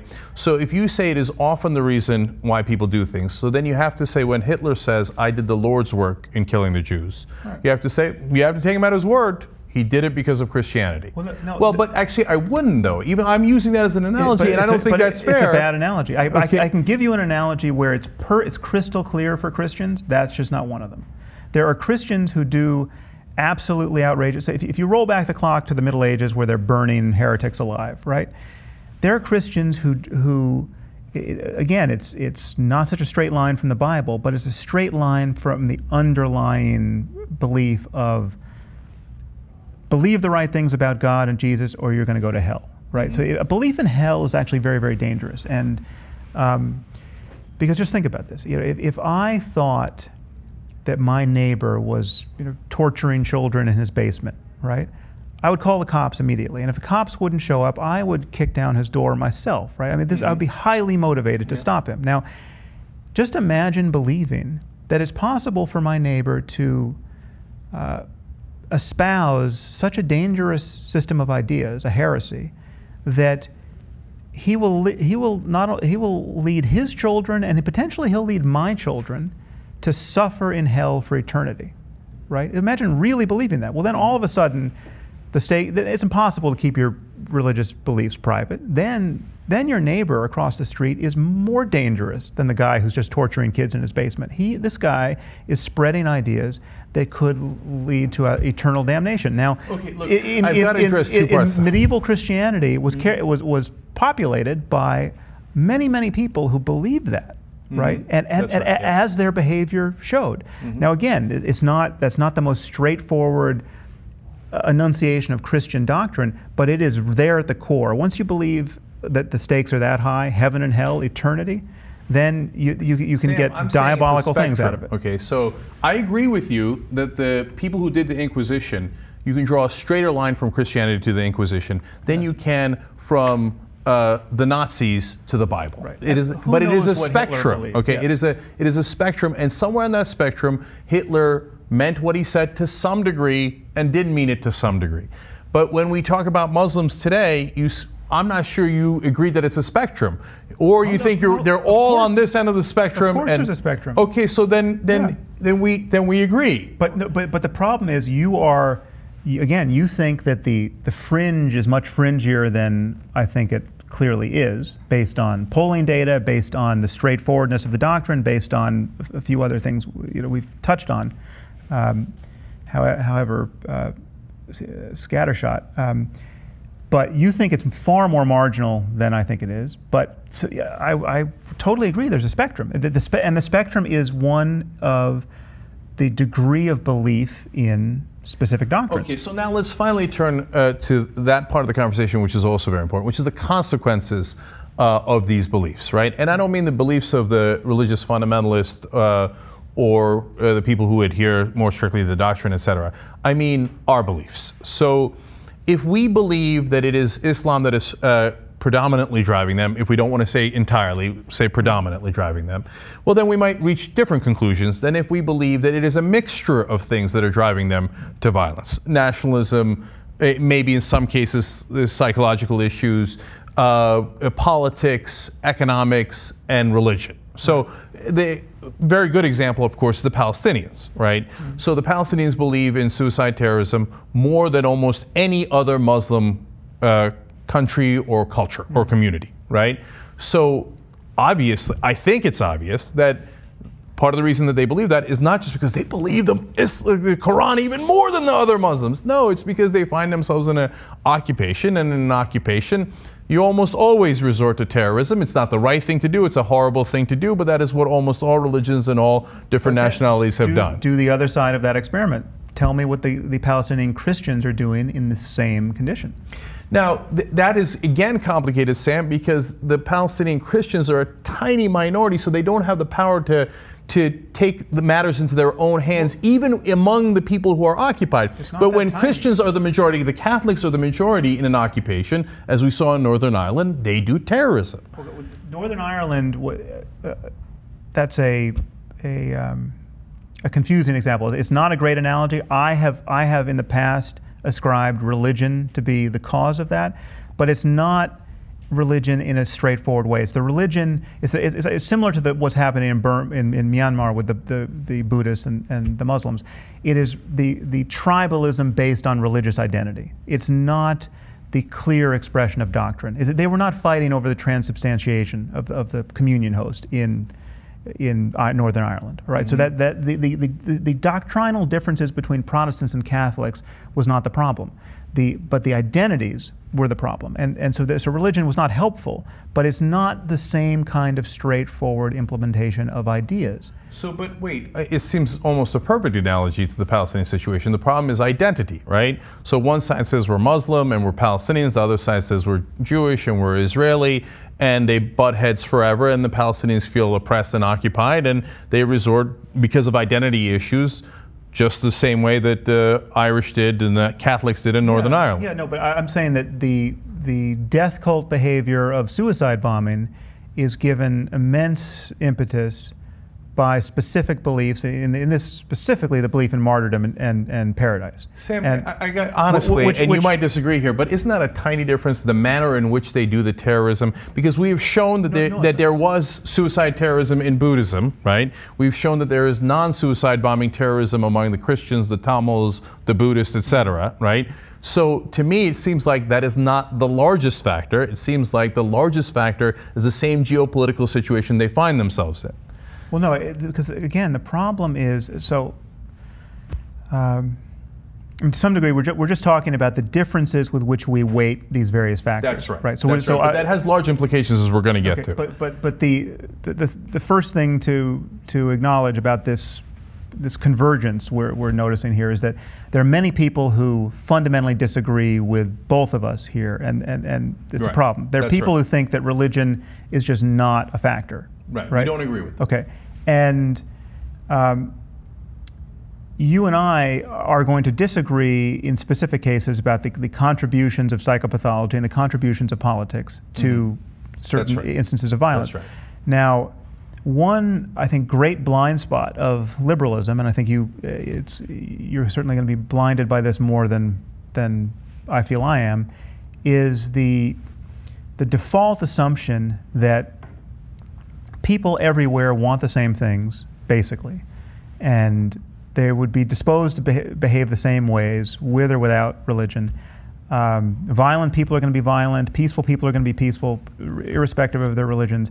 And when you see people, a certain group of people, behaving really badly, they must have some good, easily understood reason for this. And therefore, most of the enemies we have, probably all of the enemies we have in the world, are enemies we've made. We based on our own missteps in foreign policy, we based on the history of colonialism, have made these enemies. And we whacked the hornet's nest, and now we're reaping the results.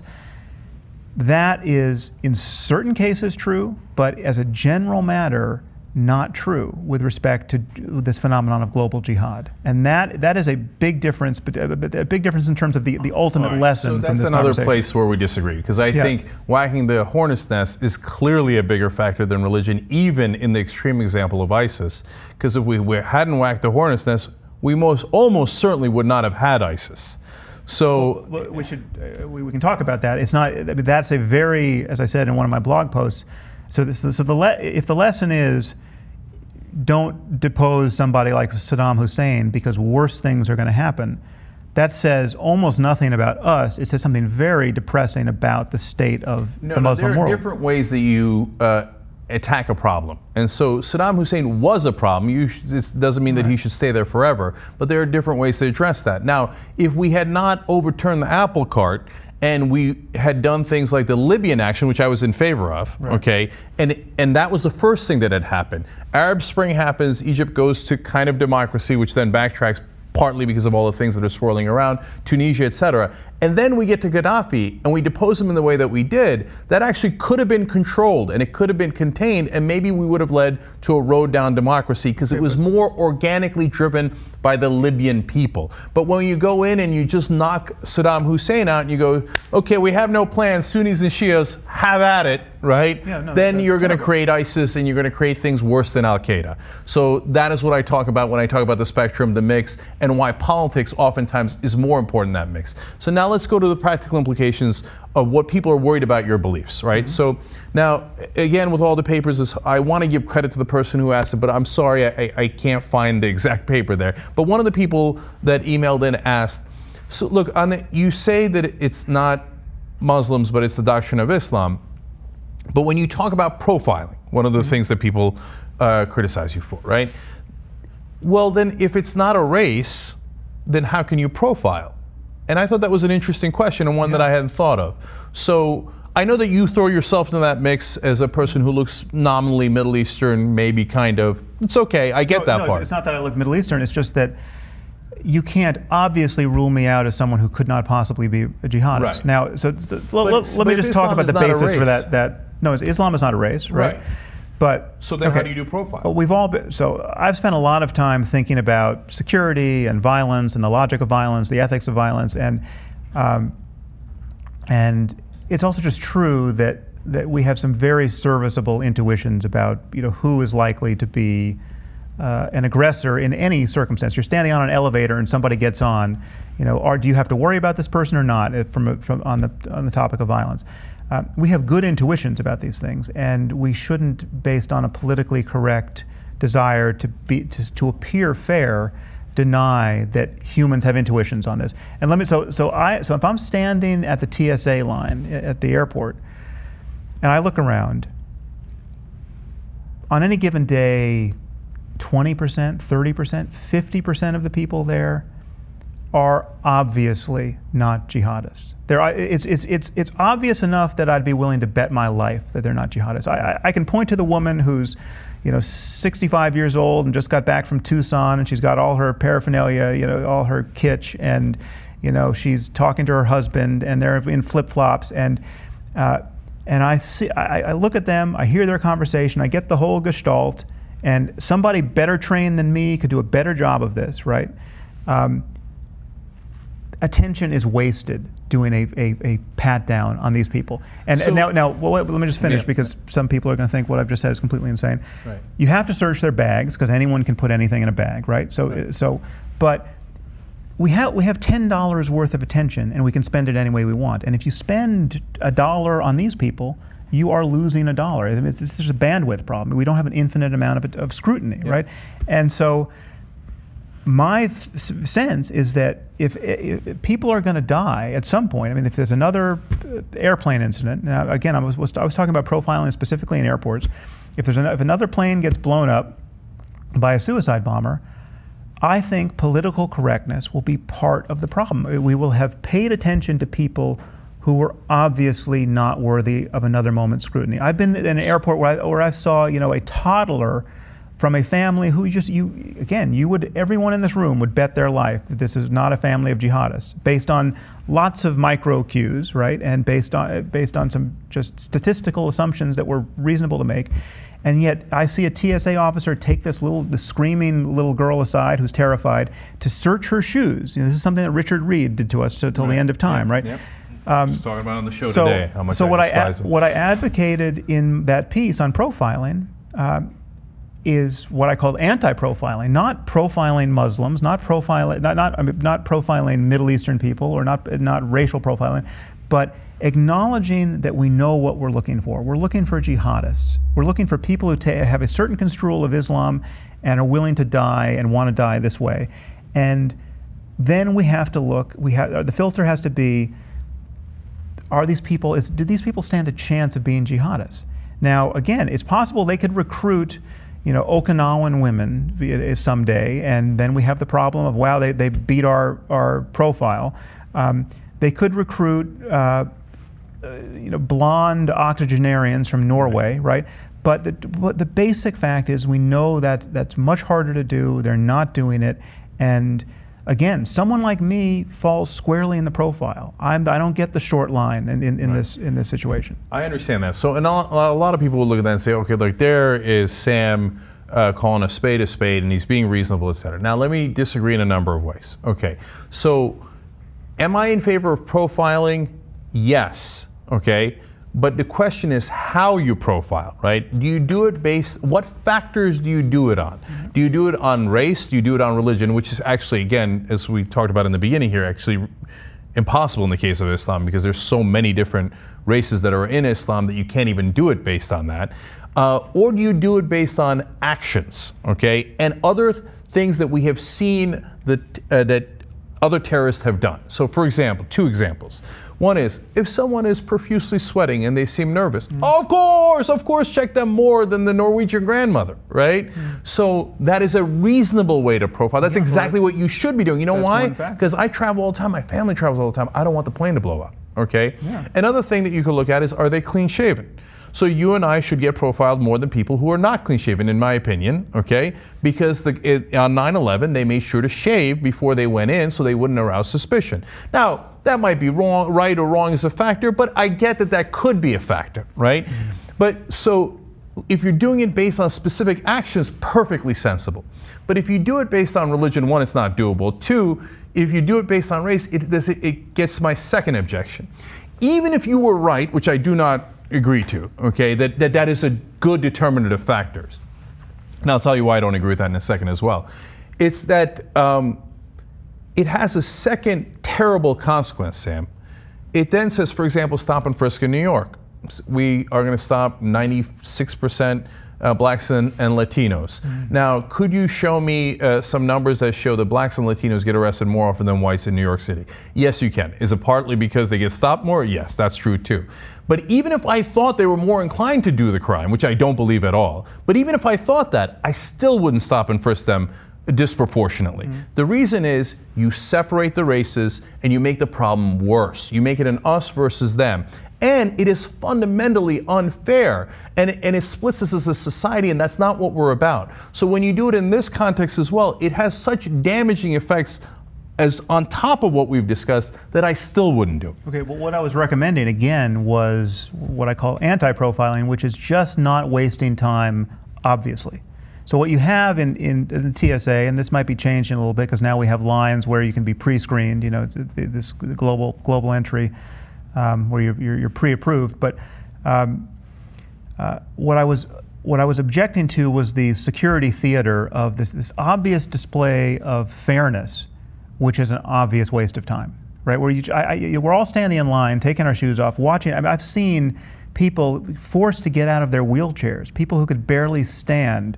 It depends. Let me say why it depends on a couple of reasons. One, if you're talking about a 4-year-old, we've never seen a case of terrorism for a 4-year-old, doesn't mean it can't happen. I understand what you're saying, and I think that's a fair thing to do based on the actions of 4-year-olds. They've never done a bombing before. It would be very unlikely. No, what you're worried about with a 4-year-old is a family that would be willing to blow up a plane with their 4-year-old on it. Right, but if you're talking about a wheelchair, Well, I would actually check the wheelchairs more than anything else because it's filled with metal. So it depends, right? So, and in the Norwegian example you keep bringing up, okay, Norwegians don't bomb airplanes. But if you apply that across the board and said, okay, well, we can check Norwegians less in security matters, well, you would have let Breivik slide by, and he is one of the biggest mass killers we've had in recent memory, right? So it turns out anybody could be a mass killer. So it's not an efficient way of profiling.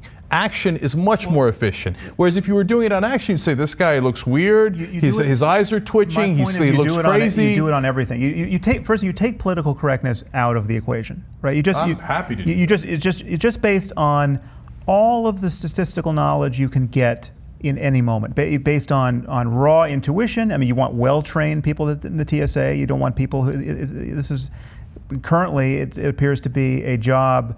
I'm sure the churn rate there is just astronomical. I don't know how long people hold these jobs, but it's not a high status job, right? So you would want, if you really wanted a good security apparatus, you would want well-trained, well-compensated people. You'd want like the people who do it for El Al in Israel, and they make no. There are no illusions about what's going on when you go. I don't know if you've been to Israel, but you go through Ben Gurion Airport, and listen. We don't want the plane to blow up, and we're not going to be necessarily polite about this. And we're going to talk to you as long as we want to talk to you, to find out whether we need to worry about you. The reason they're talking is because they want to see if they can see cues and clues. Yes, that I have no problem with. In fact, I've talked about how LL does it on the show before, okay, but and it's based on action. No, it's not just based on. I mean, that is a PC myth that is just based on action. It's based on everything. It's based on whether you've been to Pakistan.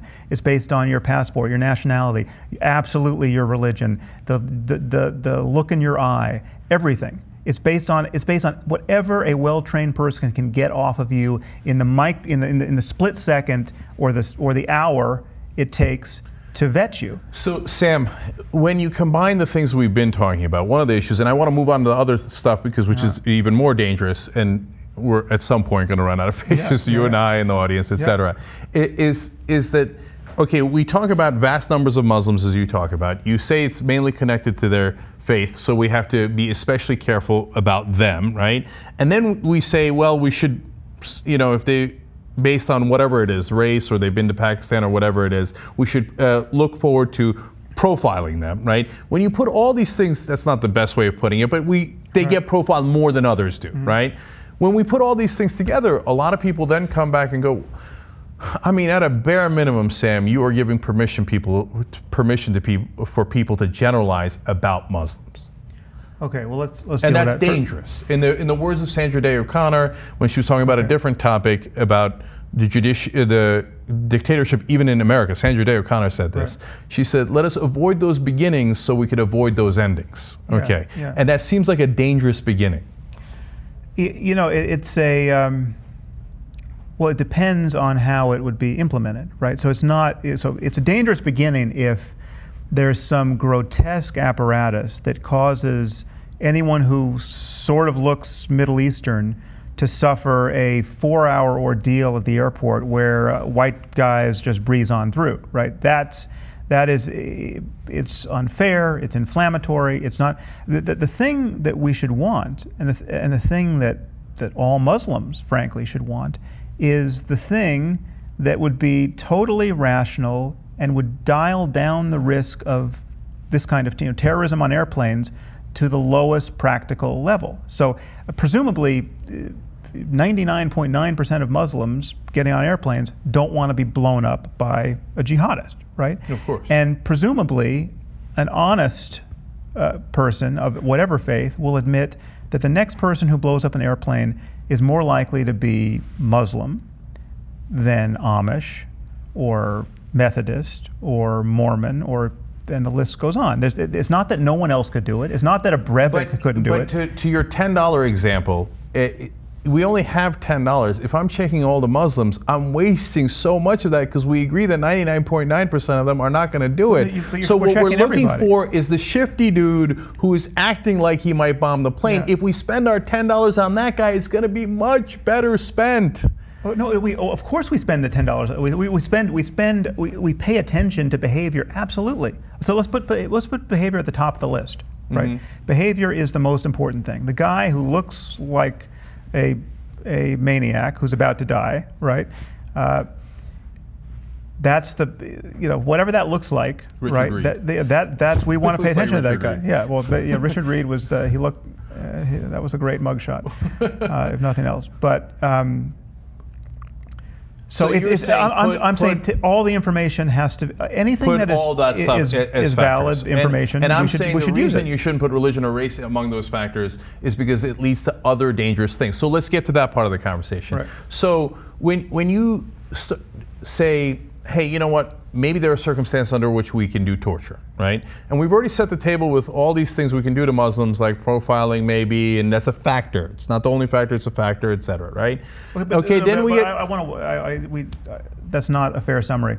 It's not, everything I've said about profiling applies to me, right? I'm not a Muslim. So if I whatever profile, and again, I don't know the details of how to implement this. You do say, I mean, let's be honest, we should do it more to people who look Muslim. No, anyone who could, we should not pay attention to people, we should pay less attention to people who couldn't conceively be Muslim. But also, right? By definition, more attention to people who could conceivably look Muslim. Yes, and I put myself squarely in that category. So I don't think you're. I know that. I get that. But I mean, so I'm not saying you're biased in that regard. I'm just saying it's a bad idea. What did John? Okay. But what did John Walker Lindh look like? What does Adam Gadon, the American Al Qaeda guy, look like?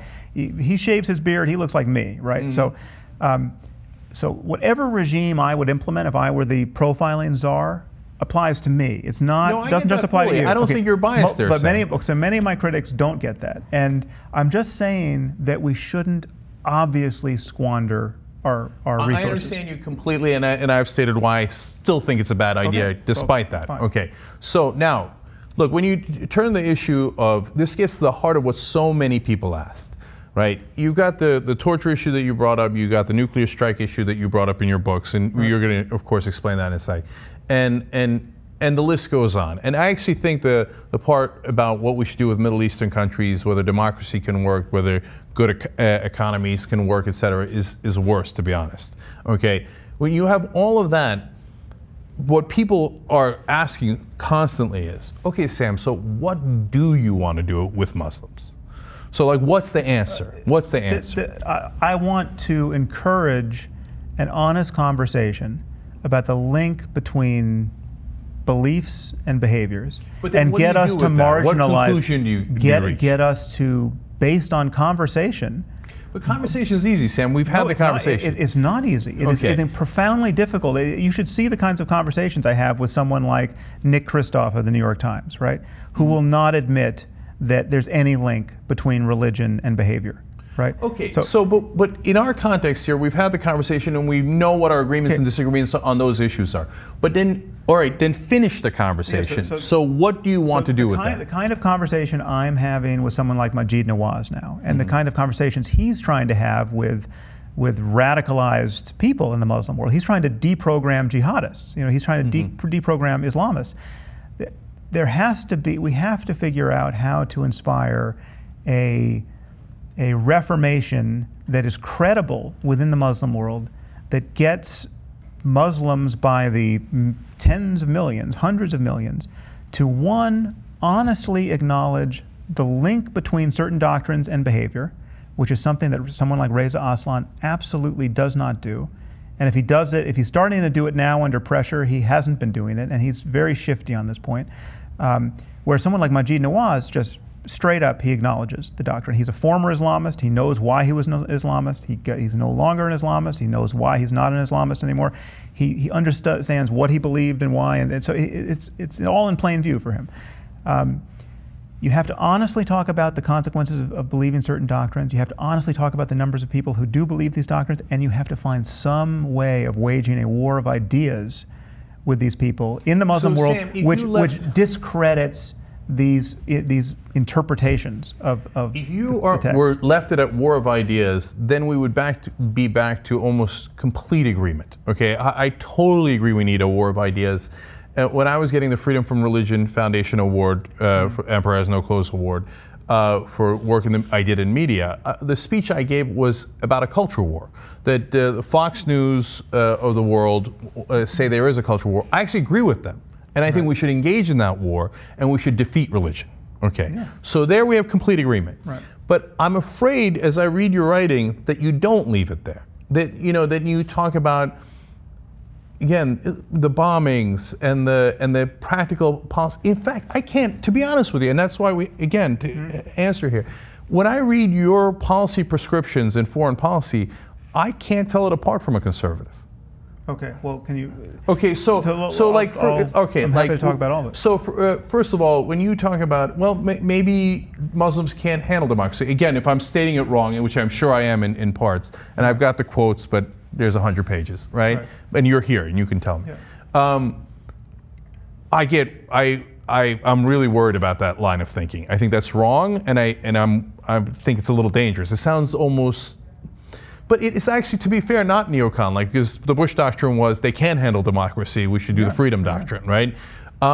So let's start there, because then we're going to get into the nuclear strike, et cetera. But so start on do you think they can handle democracy, or why did you say that you're worried they can't? It's not just Muslims, it's just any condition where you're talking about a despotism that has kept a lid on sectarian chaos or just dysfunction. You talk about how do you move from either a failed state or a totalitarian one to democracy, right? It matters who's there and what they believe and what they want to do with all that freedom, right? So if you have and what we're seeing, so you pull the lid off of the sectarian conflict in Iraq between Sunni and Shia.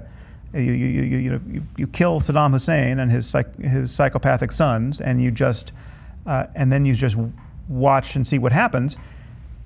It's, as you said, totally irresponsible, because what you unleash is sectarian horror, right? And so in that sense, we created ISIS. We didn't create ISIS we didn't create the sectarianism between Sunni and Shia. That's right. But that was a prison state, right? And we killed the warden. And then how are prisoners going to behave who just have all these animosities? But Sam, clearly the right idea isn't to put more wardens in. Well, no, but I think you could. It's possible, and this is a conversation that has almost nothing to do with Islam per se. It has to do with just humanity. How could we fix North Korea? Right, North Korea is a hostage crisis. They've got a lunatic with bouffant hair keeping tens of millions of people hostage, right? Yep. And they are information starved too. They think they're a master race, right? They're 6 inches shorter than South Koreans, but they think they're a master race. So you have it's not religious. It's quasi-religious in the degree to which the dear leader is worshipped and the degree to which they're starved of information. But this is a bizarre psychological experiment where you have millions of people living in they have a delusional worldview, and they're starving to death, right? And in a perfect world, the civilized world could say, we're going to go in there and save these people, because they need saving, right? But how do you save them? Well, one, the leader's got nuclear weapons, and so it's very hard to do anything. That's one reason to stop nuclear proliferation, because you can't go save people when the maniac in charge has nuclear weapons. But what would happen if we just killed the dear leader and then created a democracy in North Korea? Who the hell knows? But these people might not be ready for democracy in the next 20 years. There may be an argument for some kind of benevolent dictator transition to democracy. Ooh, that sounds uncomfortable. Well, no, emphasis on benevolent. I mean, so you put someone in charge who really. No, but that's a hypothetical, Sam. There are no benevolent dictators. No, that's not true. Really? You want to take that chance? Not in principle. It's not true. There's no benevolent dictators. They're not many historically. But the question is, if we had a truly benevolent project, I think that most of the world feels, apart from how scary the leaders of North Korea have been, most of the world feels just bad for the North Koreans, right? If we could, we would help these people. The question is how to help them. And I mean, you're talking about a generation of people who do not have, I mean, not only do they not have the institutions that would allow for a democracy, who knows what they believe about the nature of reality. So Sam, a couple of things there. Number one, I would never say that the North Koreans or the Muslims in any particular country are not capable of democracy. Of course they are, right? Now you're saying, I think you're saying is, I hope you're saying, of course they are, but they might need a 20-year transition. Sure, yes. Okay, yeah. All right. So that's better than some interpretations of what you're saying. Yes. Okay. Now, but even in that 20 years, that creates two different problems. One, I don't think it's true because, for example, Ataturk in Turkey took the caliphate, crushed it, and said, we now have a democracy, and we did. Now, it's not all roses. Yeah, it's not all, but he was also a bit of a dictator. I mean, Now, but he had those tendencies, and he took some of those actions, but he did transition it to democracy, yes. right? Okay. And he did it over a very short period of time. So it's not like it can't be done, and it's not like it can't be done with Muslims, and it's not like it can't be done with the people who led the Muslim world. So obviously it can be done. It can be done, it has to be done, but if you look at what's the fruits of the Arab Spring are at best ambiguous at this point, and probably more horrible than that. So then how do we do it? So the Arab Spring is incredibly messy, and I agree with you that however you do any transition, you have to be inordinately careful. But when you say benevolent dictator, I go, no way, right? Because I don't even know what that means. What does that mean? Like, how would we do it in the real world? Cockamamie thesis. I mean, there are political scientists who look at the transition from dictatorship to democracy or failed state to democracy and see it as a problem that is difficult to solve. It's not just a matter of just dyeing everybody's finger purple and saying you voted. I mean, you need the institutions. You need this is hard to do, and we obviously haven't figured out how to do this. My point, and again, this is not something I spent any significant time writing about. I think this is a footnote in The End of Faith, and I think it's been a very long time since I've thought about this, but I think it was due to something Robert Kaplan, the war journalist, said about on this topic. But yes, the transition to democracy is, of course, Muslims are just human beings. Yeah, the next generation of Muslims in every Muslim society. You know, the Muslims who are now 18 months old, right, are not Muslims, right? They don't follow the doctrine of Islam, right? They're just human beings, right? I want to reach those people as much as you do, and I consider them to be as valuable as any other group of 18-month-olds on Earth.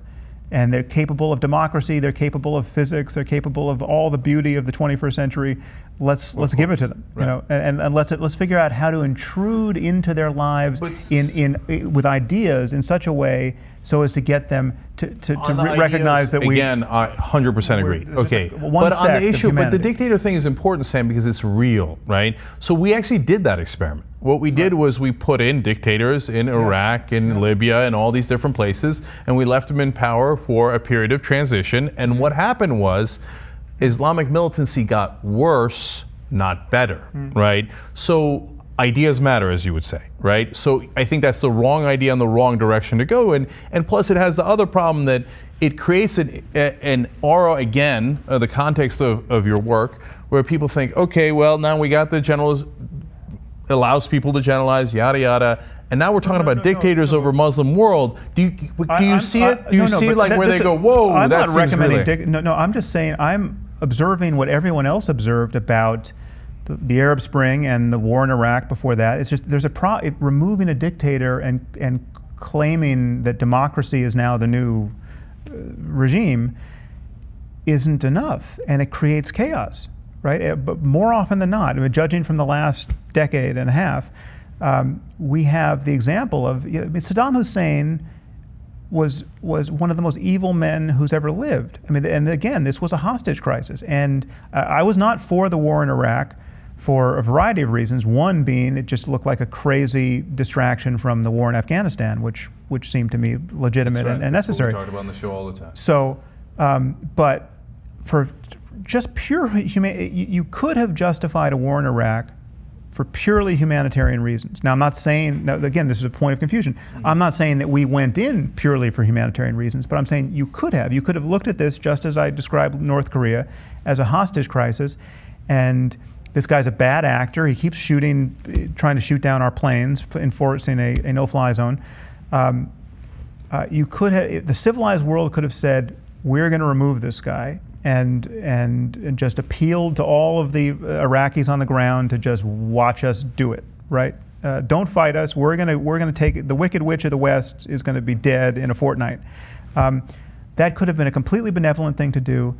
But again, here is where we have to be honest about the role that Islam plays in making this unworkable. That was just the sheer fact of infidels doing it was a sacrilege to a significant percentage of the Muslim world. You had Muslims who on Wednesday hated Saddam Hussein as an insufficiently Muslim tyrant, who on Thursday were behind him because he was being attacked by infidels. Right? No, but Sam, I disagree with that analysis, and I'll tell you why. Because we liberated, okay, and it's got its own problems, etc., but roughly so, Bosnia, Kosovo, right? Yeah. We did that. They were Muslim.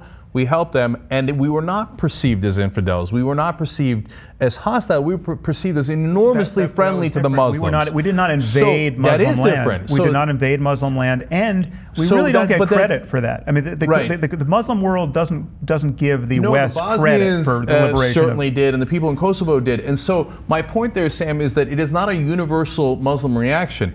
It depends on the political context. Well, I'm not saying where it's universal. We actually helped the Bosnians and the people of Kosovo, we were thanked by those people, right? When we went to Iraq, and we have a long history of doing that for corporate reasons, for reasons of subjugation, etc., we were justifiably and correctly viewed with enormous skepticism.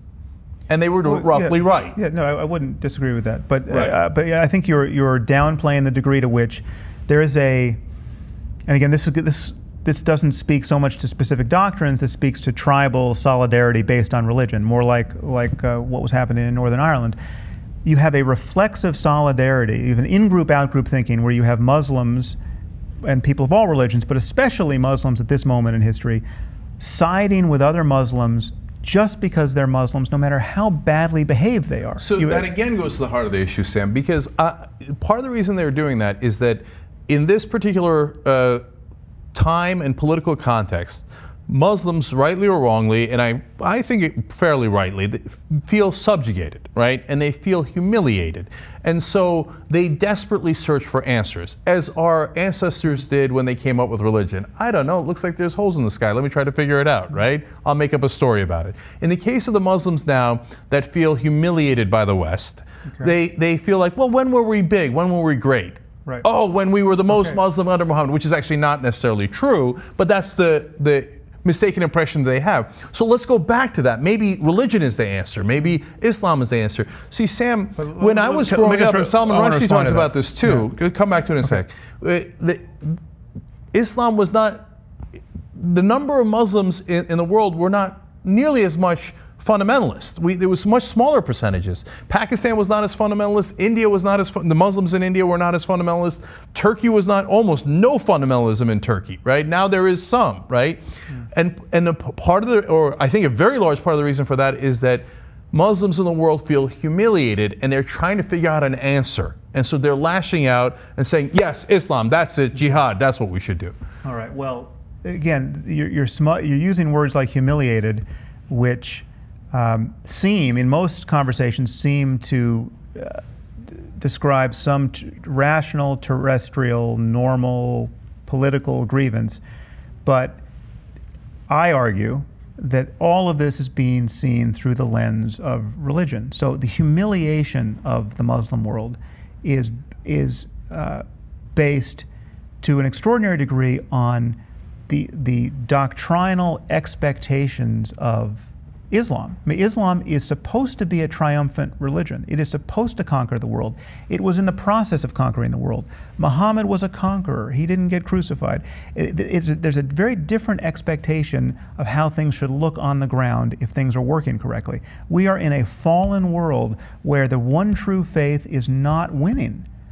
It is a sacrilege. But Sam, then we go back again. There's many different examples you can use. But let me use Turkey again. The Hindus do not have this view. The Jews do not have this view. The Christians do not have this view. The Christians understand that it's not a matter of winning until Jesus comes back.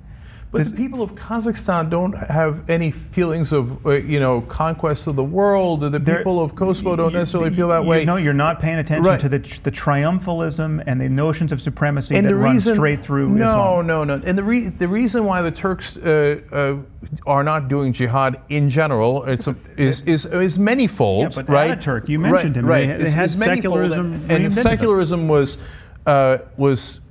we were programmed to be secular in Turkey, literally by our education system. So that's an enormous part of it. But the other part of it is, and you see this in other countries as well, is that economically, Turkey's doing much better. It's among the top 20 economies in the world. So they don't need to, they don't feel humiliated. They don't need to do global jihad. They're doing fine. What about all these richer Gulf states that are exporting the ideas of global jihad everywhere all the time, and they're just pulling money out of the ground? So that's a combination of factors. So in Saudi Arabia, we know historically that the Al Saud dynasty had to strike a deal with the Wahhabis, right? And so they now, as part of that, I mean, you want to talk about a deal with the devil, right? Ironically. They have been spreading Wahhabism throughout the world, which is a scourge upon the earth, okay? Yeah. So that is a unique situation in Saudi Arabia. Could it be that the other Gulf states know that they're not going to conquer the world with their limited oil? ISIS. I mean, you have wealthy people who like ISIS, right? Now, some of these wealthy people are cynical, and they're just afraid of ISIS, and they just want to keep ISIS elsewhere. That's right. I mean, that's a huge part of the Saudi bargain. Yeah, and they're afraid of the radicals in their own population who, so they just want to export this ideology to the rest of the world and keep their own extremists contained. But it's just a fact that a commitment to jihad, a support for jihad, is uncoupled from economics, and it's uncoupled from education. As economics go up and education go up, a radicalism goes up. This is not the poorest of the poor who are the jihadists. It's the engineers who are the jihadists.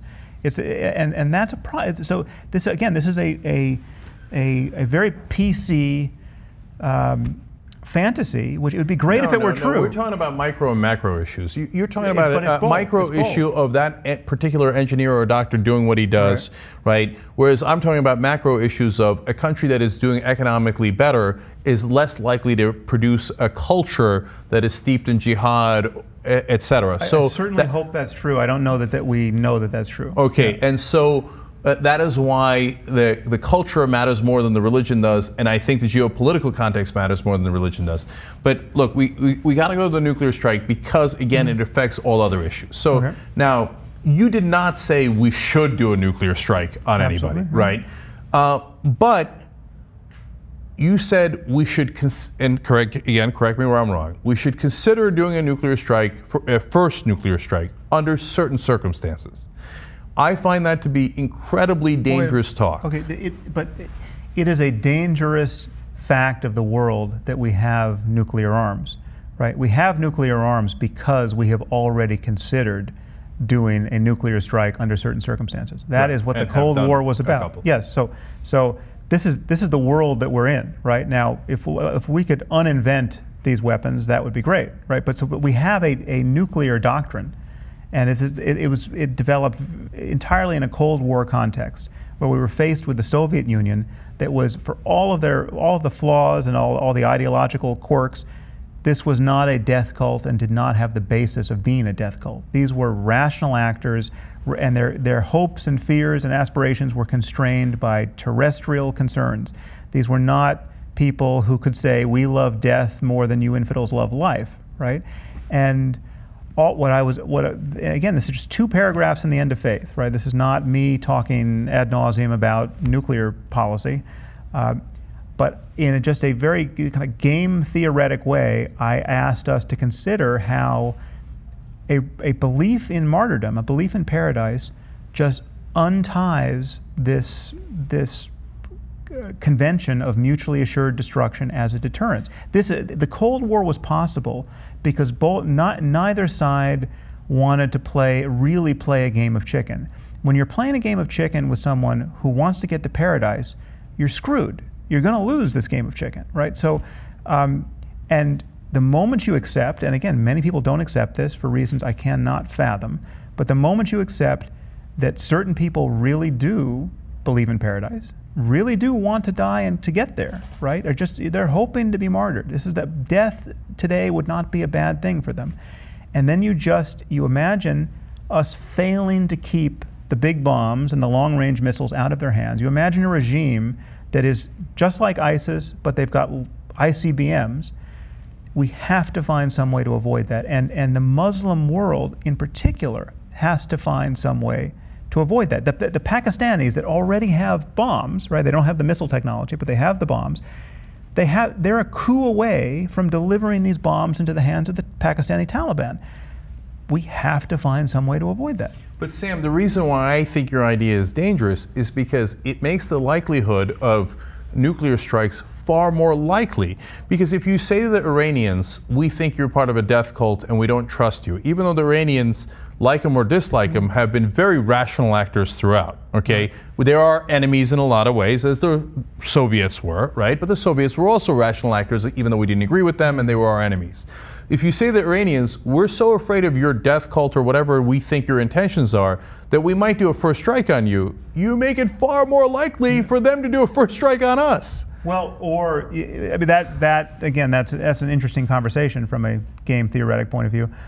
It could be that you make it far more likely for them just not to build the bombs in the first place. You say that has not been how things have developed, no, but either in this context or any context. You just have to play it out. So listen, you have a belief system. We're taking you seriously. I mean, you're the people who are waiting for the Mahdi, and you're hoping. You realize that this world is just an antechamber for the world to come, and you want to get there. I'm going to interrupt for 1 second here. You don't really think the Iranians think that? No, I think I agree with you that there are people in Iran who think that, but they have not been in control. So yes, no, Iran is distinct. I'm not saying that Iran is Al-Qaeda or the Taliban. I mean, all of these groups are subtly different. But what I was asking in those two paragraphs in the End of Faith was for us to consider the possibility, the horrible possibility that must be avoided at all costs, that a regime that is the psychological equivalent of the 19 hijackers, people who really are willing to hit the wall at 400 miles an hour, gets long-range nuclear weapons. The second huge problem of that line of thinking, Sam, which is that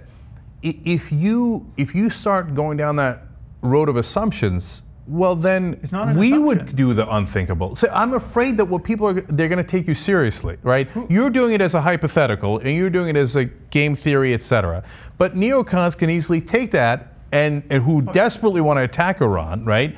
And other people and your fans and people that are reading you, that are watching, etc., can think, well, yeah, these guys they all want to commit suicide, they all want to go to heaven. We got to hit them. We got to hit them. I'm not saying we're in that situation, right? So so again, we have to, and you have to follow every word in this argument. There's a difference between long-range nuclear weapons and nuclear weapons, right? Long-range means you can launch a missile from wherever you are and hit Paris and London and New York and Los Angeles, right? Even North Korea doesn't have that technology now. Pakistan does not have that technology. So it's not simply a matter of having nuclear weapons. But yes, if we can't have a Cold War with a regime, and I'm not saying Iran is this regime, but I'm saying there's a possible regime, a regime of true jihadists who prove with their actions that they really believe what they say they believe, right? So we might have even a disagreement on the core of that hypothetical. Let's say ISIS becomes a state of some sort, and we are significantly concerned that they have acquired a nuclear weapon. I would never do a first strike, because you're going to kill hundreds of thousands, maybe millions of innocent people, men, women, and children. I mean, we worried about decapitation. The little babies' heads would explode. Grandmothers' heads would explode. I would never do that.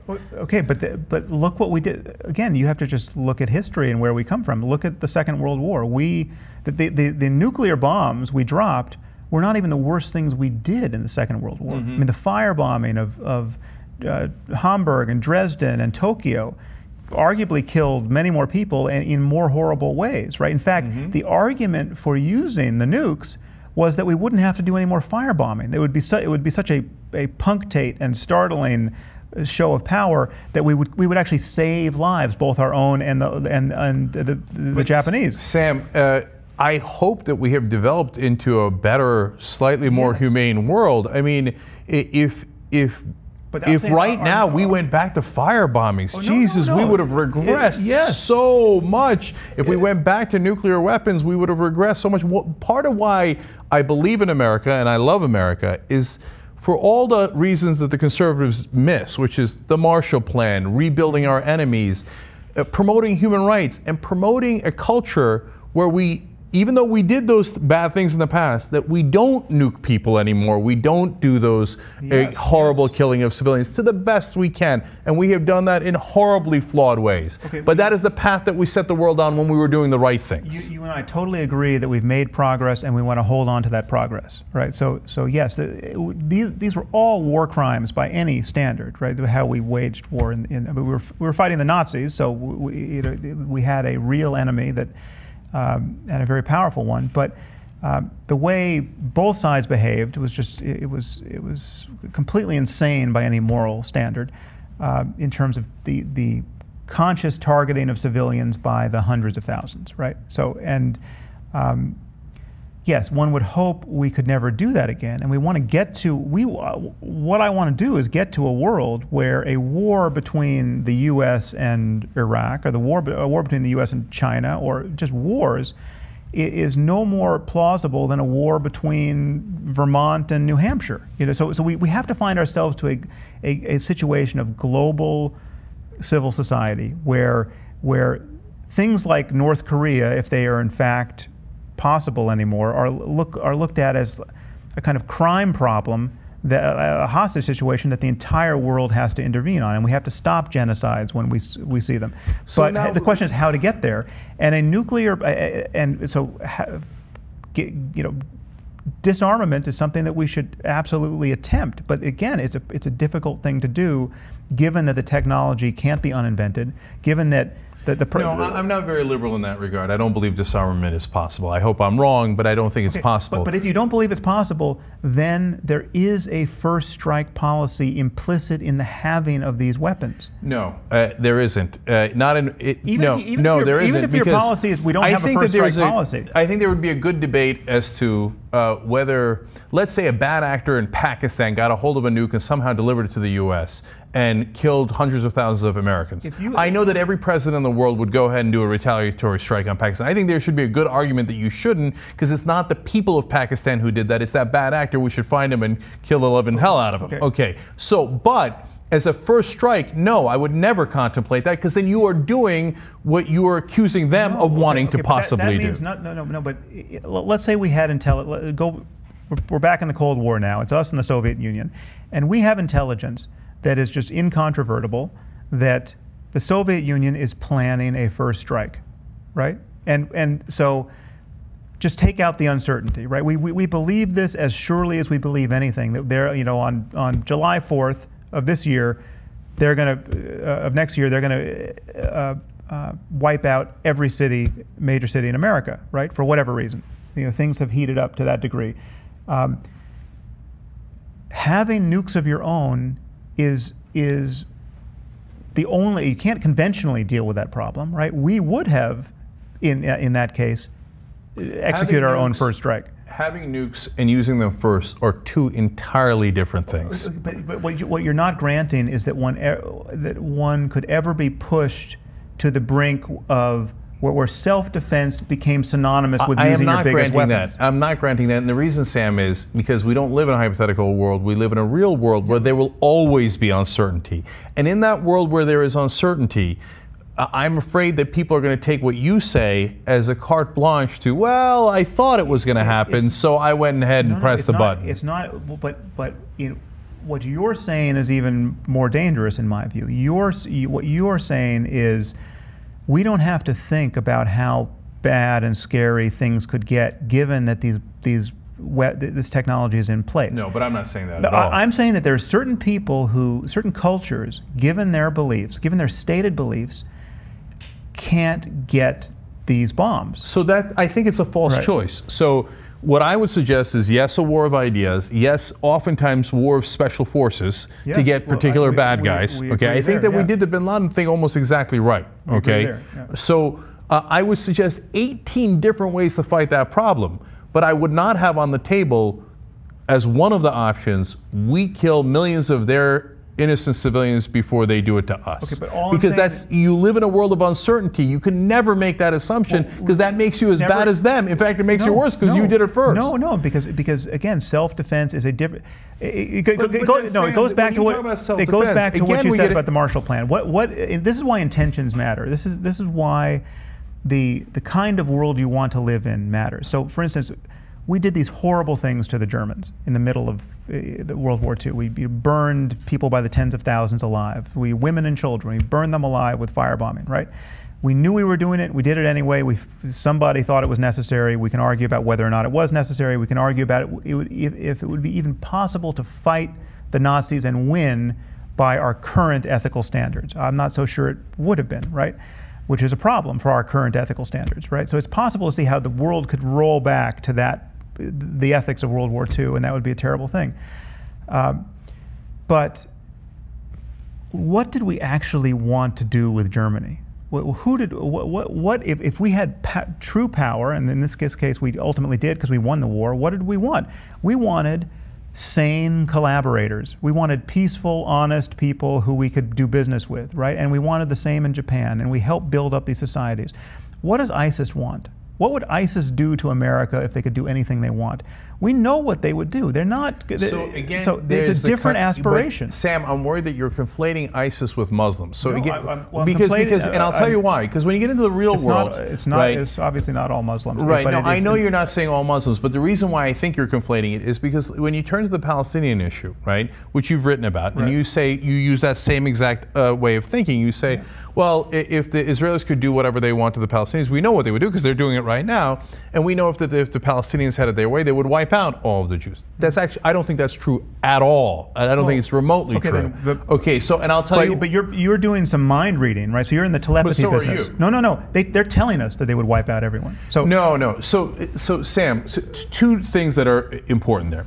Number one, Muslims had all the opportunity. I'm talking about Hamas in particular. Right. So, well, okay, then that's a slightly different conversation. But okay, look, Muslims did have all the opportunity in the world to kill all the Jews when they were in charge in the Middle East, and they didn't, right? So it is not necessarily because of Islam. It's the political situation they find themselves in and the frustration. Go on, why is that? I've explained why they didn't kill all the Jews and all the Christians because of the doctrine of dhimmitu. Okay, then because of that same doctrine, why the Palestinians wouldn't kill all the Jews? Again, I'm talking about Hamas, the democratically elected government in Gaza, right? So there are many Palestinians who agree with Hamas, clearly. Hamas, the state, in the charter of Hamas, genocide is explicit, right? But Sam, and we know saying if you ask the Irish terrorist, no, I'm going to tell you why. Look, if you ask an Irish terrorist in the middle of the Northern Ireland fight, would you kill them all? He would say, yes, I would. Yes, I would. I'd kill them all. That's purely plucked out of your imagination. No, but Sam, everybody fighting under those circumstances says, I'm going to kill them all. But when the Muslims were in charge, they didn't kill them all. And by the way, so now we get to, again, the core of the issue, which is that you say if the Israelis could do anything they want, well, they wouldn't do better. Well, wait a minute. Now, they can do anything they want, and they occupy them, right? And so... and they prevent a state from happening. Then you turn around and you say, well, the Palestinians are really bad because if they could do anything they want, they would prevent Israel from being a state. But that's theoretical. What Israel's doing is real. They are already preventing the Palestinians from having a state. When people tell you that they want to commit a genocide, when they tell you publicly and they say it to themselves in private, you should take them seriously because we know people are capable of genocide. Sam, then we go back to the earlier conversation. But just take that on board. You're really going to dispute that? Is when Hitler says, I did it for Christianity, is it really true? Well, it's half true, half not true. He did it for a confluence of factors. And when somebody says, I'm doing it for a certain reason, do you believe them completely? Of course not. It depends on what are their factors. It's the neuroscience question we tackled earlier.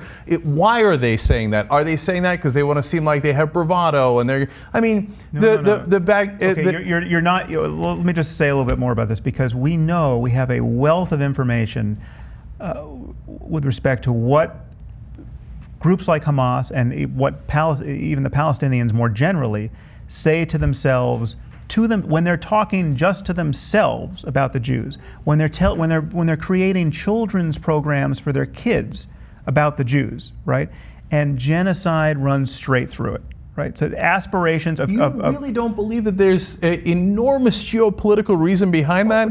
The occupation, the crushing existence of the occupation is what's leading to that horrible ideology? It's not, no, it's not. But what occupation led to the genocidal intentions of the Nazis?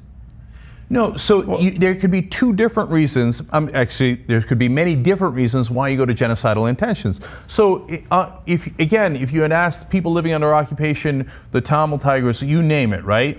You want to kill them all? My guess is a great, or not a majority, but a lot of them would say, hell yeah, I want to kill them all, right? And sometimes it's the reverse, where you have complete power and you can do whatever you want to people, and that leads to horrible results. But in all of those cases, it's not the religion alone that determines it. Religion is a factor, and I would say in the case of the Palestinians, a small factor.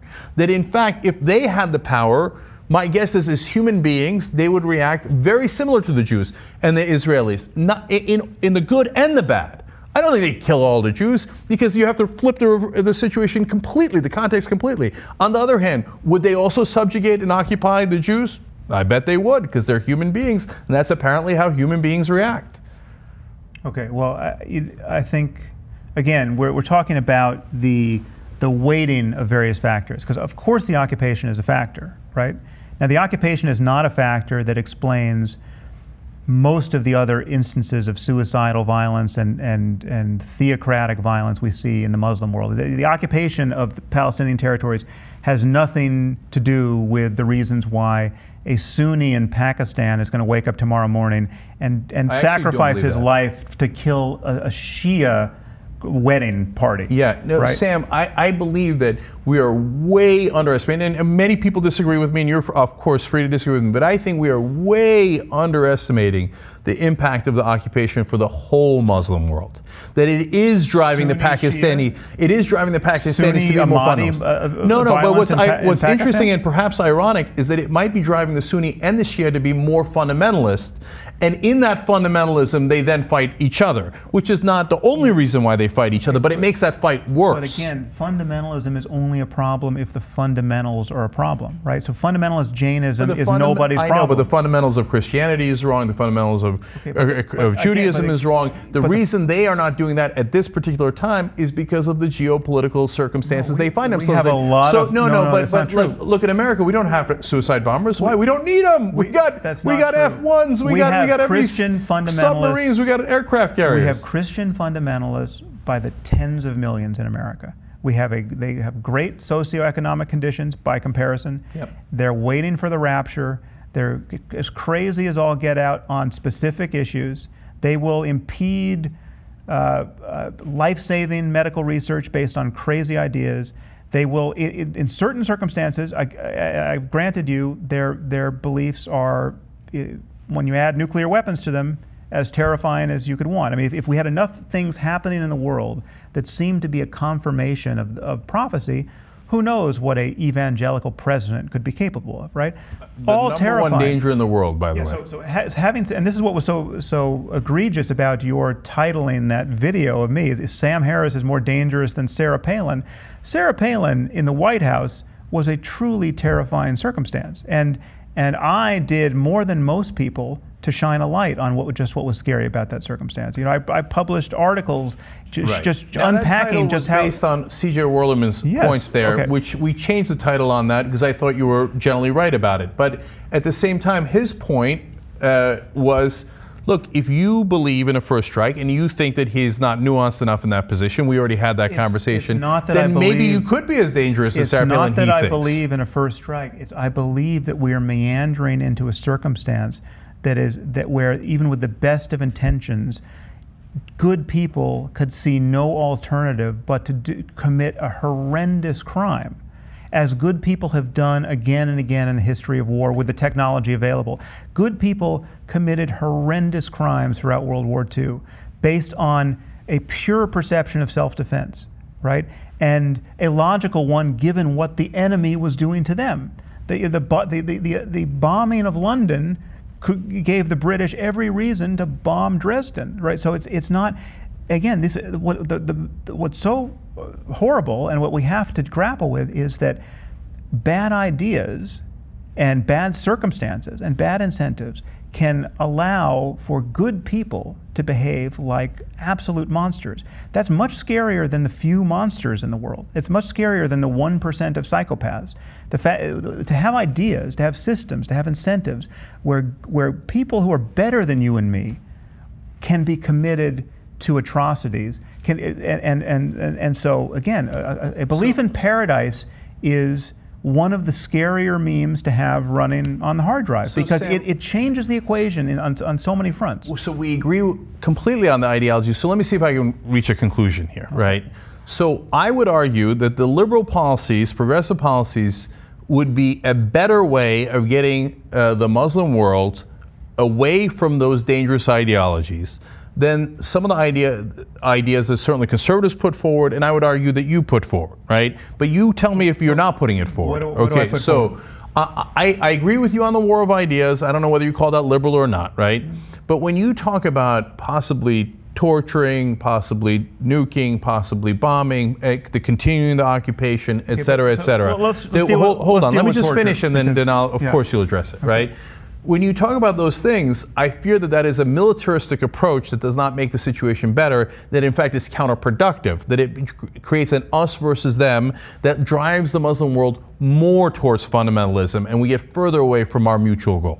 Okay, well, the fear of driving the Muslim world more toward fundamentalism is a rational one, and it is also kind of dispiriting one, because what it's saying is that there's a real fear that most Muslims, or a sufficient number of Muslims, can't recognize how abhorrent ISIS and Al-Qaeda and Boko Haram and Al-Shabaab are, and can't see that when we are fighting these guys and doing our best to intervene in these situations, we're the good guys, right? So that's the fear, right? So the fear is if we just go into Syria right now and Iraq and just kill ISIS, that is so inflammatory to so many Muslims who can't see straight that we're going to create more radicalism. Okay, that's a legitimate fear. It says something terrible about what's happening in the Muslim world and about the influence of religion. It might say something terrible about let me finish, because you put a lot on the table. Yeah, sorry. No, not imperialism. It's not imperialistic to go deal with ISIS. ISIS the imperialism we've done in the past, that makes them skeptical, very naturally and obviously and fairly skeptical of our intentions today. Okay, but let's spell out our intentions ad nauseum. Let's convene a summit of all the heads of whatever, the greatest mosques we can get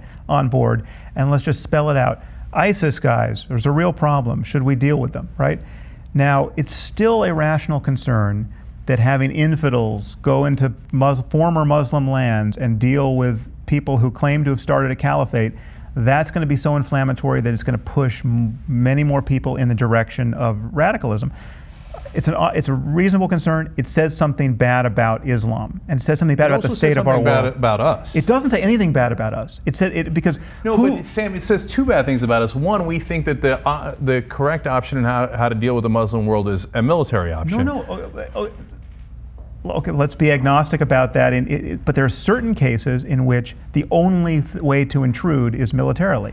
I would argue ISIS is one of them. Now, I actually think I'm beaten down enough by reality at this point as to think that, we actually can't really go in and save the Yazidis. We have to wait for the Muslims in the neighborhood to do it. It's so inflammatory to have Christian crusaders doing this that we need the Turks and the... I don't even think it's the Christian crusaders. I think that what people are skeptical about is you're going to come take our oil. We just want the oil, right? We couldn't buy this, but it's much more cost effective to spend trillions of dollars. They have a fair point there. It's not about us, the American people, getting the oil. It's about the oil contracts, and we are often driven by that because of donations to the political system. Yeah, I think so.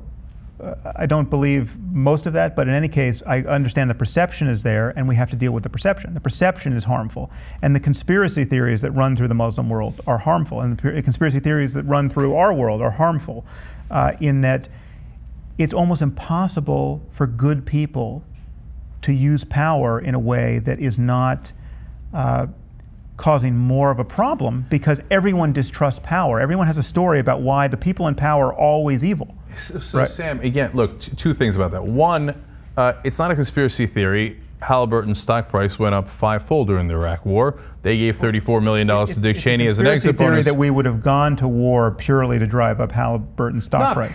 Not purely, but it would also be naive to think that that was not a factor, right? That the guy who got $34 million, I mean, you always talk about, just look at the plain face of it, right?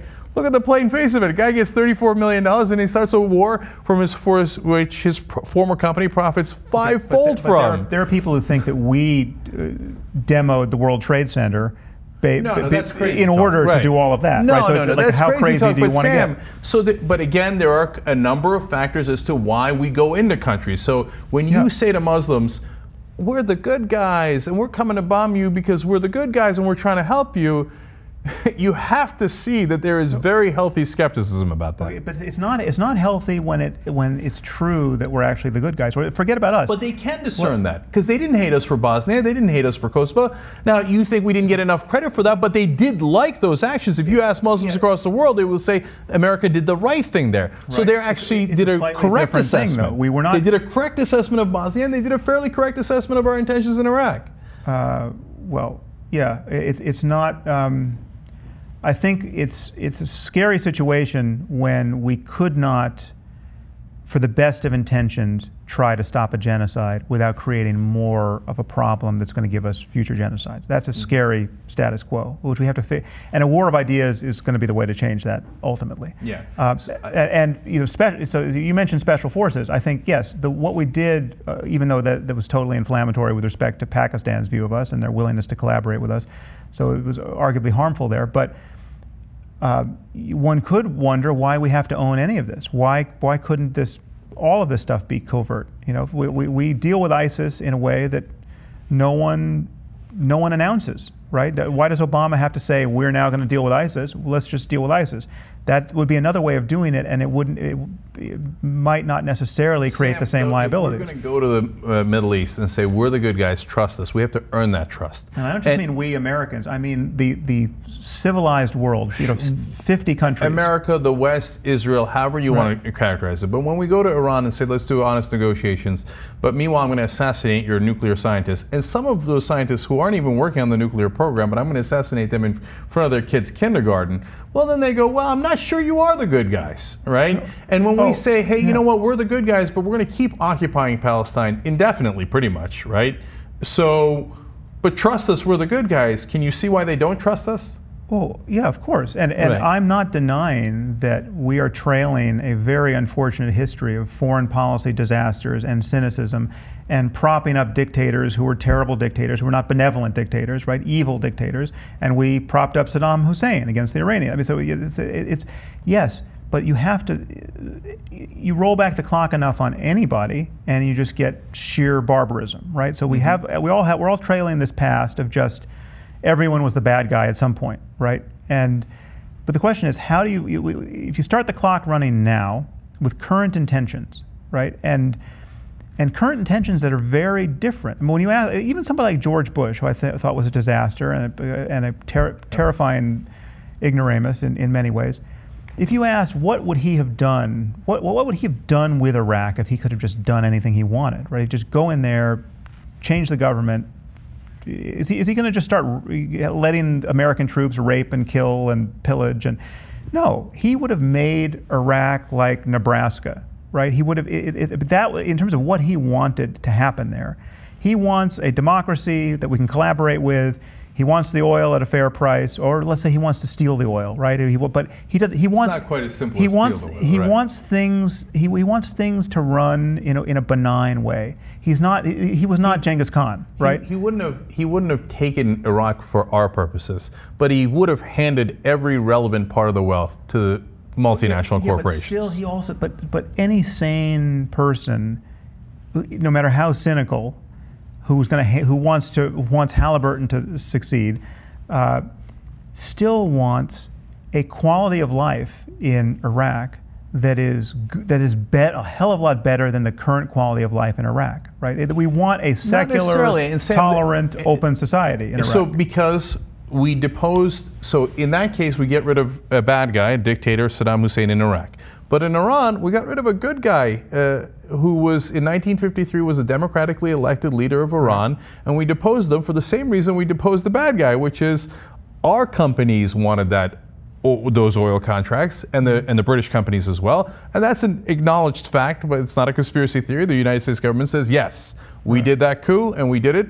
Why? Because the companies wanted the Iranian oil at a cheap price. Not us, not the citizens, but the companies did. So, no, both Bush and at the time Eisenhower, we've made a ton of moral progress. I guess they wouldn't mind a nice Iran and Iraq that has economic progress, but that's not really the point. The point is, in both of those situations, we get the resources. Well, so that's why they don't trust us, because they're right not to trust us. I'm not conceding that that was entirely a war over resources, but I think we've just spoke about this before. We have made a lot of moral progress since 1950, since 1940, since 1930. I mean, we were lynching black people in 1940 and into the 60s, but I mean, if you look at the 20s and 30s, I mean, it's just the kind of behavior you saw, especially in the South, but I mean, it's just unthinkable today. It's right out of the worst parts of the Middle East. And that is why Iraq was so outrageous, because it seemed like we had gone backwards to those days, right? Where we were doing coups, where we were attacking countries that didn't attack us. Iraq didn't attack us. So that's why it seemed to many people, justifiably so, including the Muslim world, here come these guys again, and therefore they're here for our resources, our oil, whatever it happens to be. Okay. So my point, in trying to reach a conclusion is, if we were to do it the right ways, so war of ideas. So look, I've said things that are both a little tongue-in-cheek and somewhat true, is that I would rather bomb them, first of all, with books. I'm totally serious about that. And secondly, with porn. In the Muslim world, if you have access to the internet, you are far more likely, and that's another Pew Research poll, far more likely to be positive towards the West, Western culture, and to Christianity, okay? So give them the internet, give them our culture, do the culture wars, and I don't mean hostile. I mean, hey, isn't this a better way of life? What do you need the 72 virgins in heaven for? I got 72 girls in Vegas that are better, right? So yes, fight that war, but at the same time, earn their trust. Don't say, I'm the good guy, and I'm going to prove it to you by occupying your country or bombing your country or doing a military solution. I'm the good guy because I ended the occupation. Okay, but so you seem to think I'm much more hawkish than I am. I think you and I probably, on the checklist of interventions, you and I might check the same boxes. I mean, if you're going to check Afghanistan and you're going to check targeted covert operations against the really, really bad guys that we can get without too much collateral damage, then we're checking the same boxes, right? I didn't check the Iraq war box. That's right. You didn't. By the way, people often charge you with that, but I did my research. You did not do that. It's not true. And on the torture bit, but we don't have to get into it, but the way my argument about torture is mischaracterized is my argument is not about the ethical wisdom of torture. It's a comparison between torture and collateral damage. And if you could ever think of a circumstance where torture prevents collateral damage, then all of it, so we're all open to torture. I mean, we're all open to collateral damage because you have to wage any kind of war, right? Collateral damage just comes with war. But collateral damage is so much worse than most people realize or want to think about. And if you think of a situation in which torture would spare you collateral damage, well, then all of a sudden torture is on the table as something that ethically, and so you might think I mean, maybe we're out of time, but my conversation about torture is not just let's just start torturing people because it works and we should do it and who cares about its effects. It's collateral damage is so horrible, and however you align it with torture, it's worse. Which is worse, waterboarding somebody or blowing them up? But it's a false choice again, Sam. It's not a false choice. There are situations where first of all, there's two things that happen out of that. One, you give the Cheneys of the world permission to use torture. They go, look, reasonable guys who call themselves liberal like Sam Harris, who are very secular, telling me that torture is right under some circumstances. I got Khalid Sheikh Mohammed. Of course I'm going to torture him. I got the worst of the worst, as they said in Guantanamo. They would have certainly used your ideas to say, obviously we should torture the guys in Guantanamo. Okay, well, again, there are situations in which that would be clearly unethical and horrible and a war crime. I think torture should be illegal across the board, But illegal is not the same thing as always unethical. You know, if you're out. So should they have tortured some of the guys in Guantanamo? If by torture you mean deliberately make someone uncomfortable so that they tell you what they know, someone like Khalid Sheikh Mohammed, yeah, I think so. I think that we have no responsibility to make sure Khalid Sheikh Mohammed is comfortable and not inclined to tell us anything. But you're playing with words there. Uncomfortable. But what is torture? Torture is torture. No, torture is not always torture. So waterboarding. Waterboarding has always been torture. And we smash their heads into the walls. By the way, we've left them in freezing cold weather. And by the way, sometimes at Bagram Air Base and other places in Iraq, they died because we left them in freezing cold areas, or we punched them and kicked them so much that they had internal bleeding and they died. That's torture. Torture is torture. So I see that we have to talk about this. If you can't, this is, again, my argument about torture has several strands to it, but the core fact is that if you can't imagine a situation in which you would make someone uncomfortable so as to try to get information that you knew they had. There are situations where you know someone has information, right? Now, not every situation is like that, but you have to grant that there are situations where you know you're talking to the guilty guy, right? He might even claim to be the guilty guy. He claims he's got the information. He claims he's got a bomb that's going to go off, right? There are situations like this, and sometimes there are small situations that have nothing to do with the war on terror or I mean, they're just crime situations where someone has got somebody locked in a box somewhere, right? And he's not talking, right? If you can't imagine a situation where you would beat someone up so as to get them to talk, you're not thinking hard enough about the kind of evil people confront in this world. No, Sam. Again, that's a hypothetical. That's not attached. That happened. No, it's not attached to the real world, and I'll tell you why. Okay. There are instances where this happened. So you are saying that you would sometimes. Now you say make them uncomfortable. Come on, that's a euphemism, right? So you would take extreme measures. It's not just a euphemism. So if torture to some of these guys is telling them that you just smeared menstrual blood on them, or that you dunked a Quran in menstrual blood, right? Or that you'll make them eat bacon.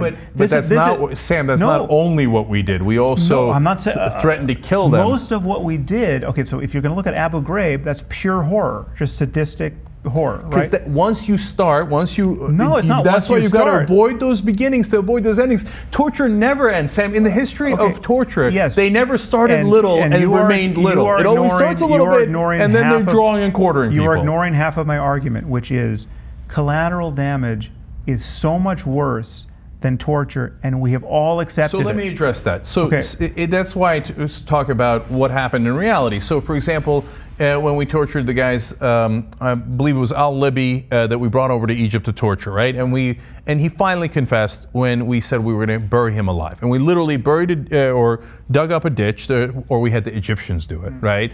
And then we started burying him there. And then he said, okay, you got it. Iraq was connected to Al-Qaeda. Now, it turns out he was lying. This is a different conversation. But that's bad information. That's the heart of this conversation, Sam. Because if you torture people, they will tell you not what the reality is, but what they think you want to hear.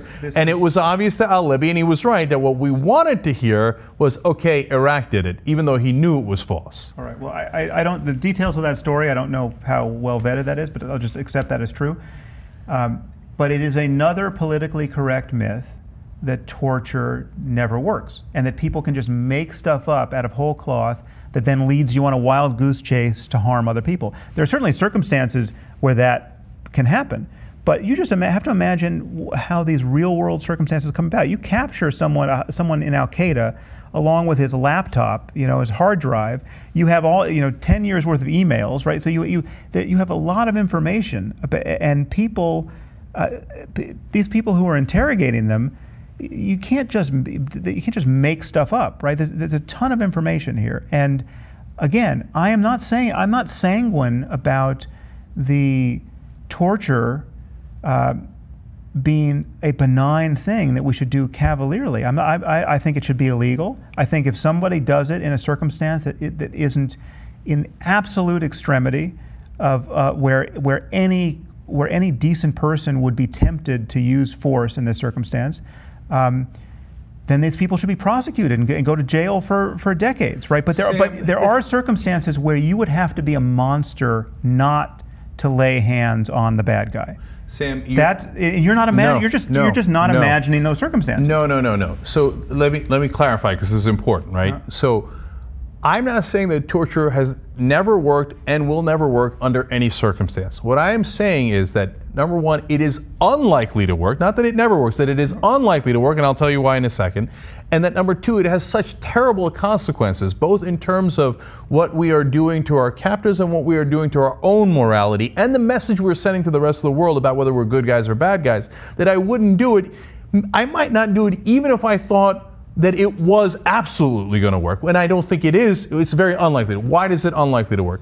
We waterboarded Khalid Sheikh Mohammed 183 times. If it worked, why do we have to do it 183 times? It doesn't work. Okay. By 182 times, we should have gotten the sense it's not working. We're not going to resolve this conversation here. I should say that my position on torture is exactly the position on torture that you find in the Stanford Encyclopedia of Philosophy, right? And one thing that's happening to me now in conversations like this and on many topics is that much of my discussions have not to do with policy, but have been an effort to get at ethical bedrock. I mean, I write and think as a philosopher, and in the context of having a philosophical discussion about ethics and right and wrong, you can say many things that seem crazy outside of a philosophy seminar, but in a philosophy seminar are totally legitimate. So in a philosophy seminar, you could say, you know, why can't we eat babies? What's wrong with eating babies? If we've got extra babies around that nobody wants, why can't we eat them, right? That is a completely insane thing to say in the world, seemingly. That's the kind of thing that if quoted out of context, you know, if Glenn Greenwald decides to tweet, you know, Sam Harris can't figure out why we can't eat babies, right? It makes me look like an asshole. But the reality is that if you're talking about, if you're trying to get to the bedrock about the ethics of good and evil and the use of force, if you're trying to just, then starting the conversation with why can't we eat babies? You know, give me an ethical argument about why this is really, really wrong, why our intuitions of its wrongness can be conserved. That is a totally legitimate thing to do, and there's not a philosopher on earth who would think you were a weirdo for having that conversation. So much of my discussion, I mean, I don't tend to write down to my readers, and much of my discussion of things like nuclear deterrence and torture and all of these very inflammatory issues, the biggest one is the link between belief and action, killing people for their beliefs, right? Those are had in the context of a very extensive conversation in philosophical terms about how do we get to ethical bedrock. What makes it right to kill Osama bin Laden? I mean, how is it right? Is it right by virtue of all the people he's killed? Well, no, because we're not even sure he personally killed anyone, right? Is it right by virtue of all the people that Al-Qaeda killed already? Well, why? Because killing Osama bin Laden doesn't bring them back to life. It doesn't help anybody who's already been killed. It doesn't help their families. No, it makes sense based on what he's aspiring to do in the future. All the people we're going to hopefully prevent from being killed. So when you get to the bottom of that, as I was doing in this discussion about the link between belief and behavior, I am saying that you, in that case, you really are bombing his beliefs, right? It's the fact that you are sure he believes what he says he believes, and that those beliefs are going to lead to action, right? You're not bombing beliefs that aren't going to lead to action. It's the measure of the strength of the belief that connects it to action. It's an extensive conversation about the nature of belief and what beliefs are as programs of action, and I can defend every part of that argument, but it's hard to defend it when someone says, oh, you're just trying to kill people for thought crimes. No, I'm trying to get to an ethical justification for why it was okay to kill Osama bin Laden if we couldn't capture him. I'm not even someone who thinks he should have been killed. I think he should have been captured. But if we couldn't capture him, killing him made sense not as retribution, as many people think. I mean, the logic of retribution makes absolutely no ethical sense to me. But it makes sense to prevent further harm. And when you look at the micro details of how you think you're preventing further harm, you were talking about what he believed and what he was going to do on the basis of his beliefs. And again, I'm paying a massive penalty for trying to have a fine-grained, intelligent, and quasi-academic discussion, and it's getting exported onto Twitter and into the minds of people like Glenn Greenwald and Reza Aslan, who don't want to engage with my argument closely enough to understand it, or they're quite happy to cynically mislead people as to what I'm actually saying. And I think it's in their case, I think it's the latter. But there are many people who are just confused by the norms of philosophical, ethical discourse, and they just don't say, well, how could you even be talking about eating babies? You monster, right? Right. These people don't know what it's like to be in a philosophy seminar, and that is largely the problem we're dealing with here. And it's made especially excruciating because many of these conversations abut public policy, right? So when you're talking about the ethics of torture, you're having that conversation in a world where there are people like Dick Cheney who are trying to figure out, whether we can have a policy of rendition, et cetera, et cetera. I think that's a good point to end on, because I think that is your central defense, and you've laid it out, and I hope that we had enough of a conversation here where people got a sense of where you stand on the issues and the context with which you put the issues. Now I know, I agree, with Reza I have significant disagreements. With Glenn I don't have that many disagreements, and I think that he would say the problem with what you just stated is that you're not in a philosophy seminar, that we're in a world where people are influenced by your ideas, and that I shouldn't put words in Glenn's mouth. I'm worried that it's going to have ramifications and consequences. Absolutely, and I'm not denying, I'm not saying that this is just an ivory tower exercise that has no consequences. I want good ideas to have consequences, and I think torture should be illegal. I'm just saying that we have accepted collateral damage that is so much more horrible than anyone realizes or wants to realize. And there are situations where there is a trade-off between making Khalid Sheikh Mohammed uncomfortable, waterboarding him, and blowing up a dozen people who happen to be standing near the bad guy. And it's worse to blow up those dozen people, and no one is reacting like that. Not even Glenn Greenwald, with his finely tuned fear of causing harm abroad, is reacting like collateral damage is as bad as it is. To even talk about the prospect of waterboarding Khalid Sheikh Mohammed gets you vilified so that you're not taken seriously on any other point, and yet the New York Times can report instances of collateral damage that, if you look at the details, are the most shocking things imaginable. Little girls getting their arms blown off, and yet it just goes past everyone's head, right? Sam, I think that they definitely take you seriously. So, for better or for worse, they are addressing your points so, significantly because they believe that a lot of people believe what you believe. With goodwill, trying to actually understand your opponent's position. Right. But they certainly think that you have an effect in the world, and that's why they're addressing it. So, that is what it is. I really, really hope that this was a good opportunity to have the conversation and to give context to all of the different things that we discussed. So thank you so much for coming in, Sam. Really appreciate it. And by the way, the new book is really interesting and a whole different topic. And there's no torture in the new book. Right, waking up, and again a point where we totally agree, right? And it's a fascinating conversation about spirituality and the connection to science and how it does not have to be connected to religion. So I recommend that. Cool. Thank you, Sam. Yeah, thank you.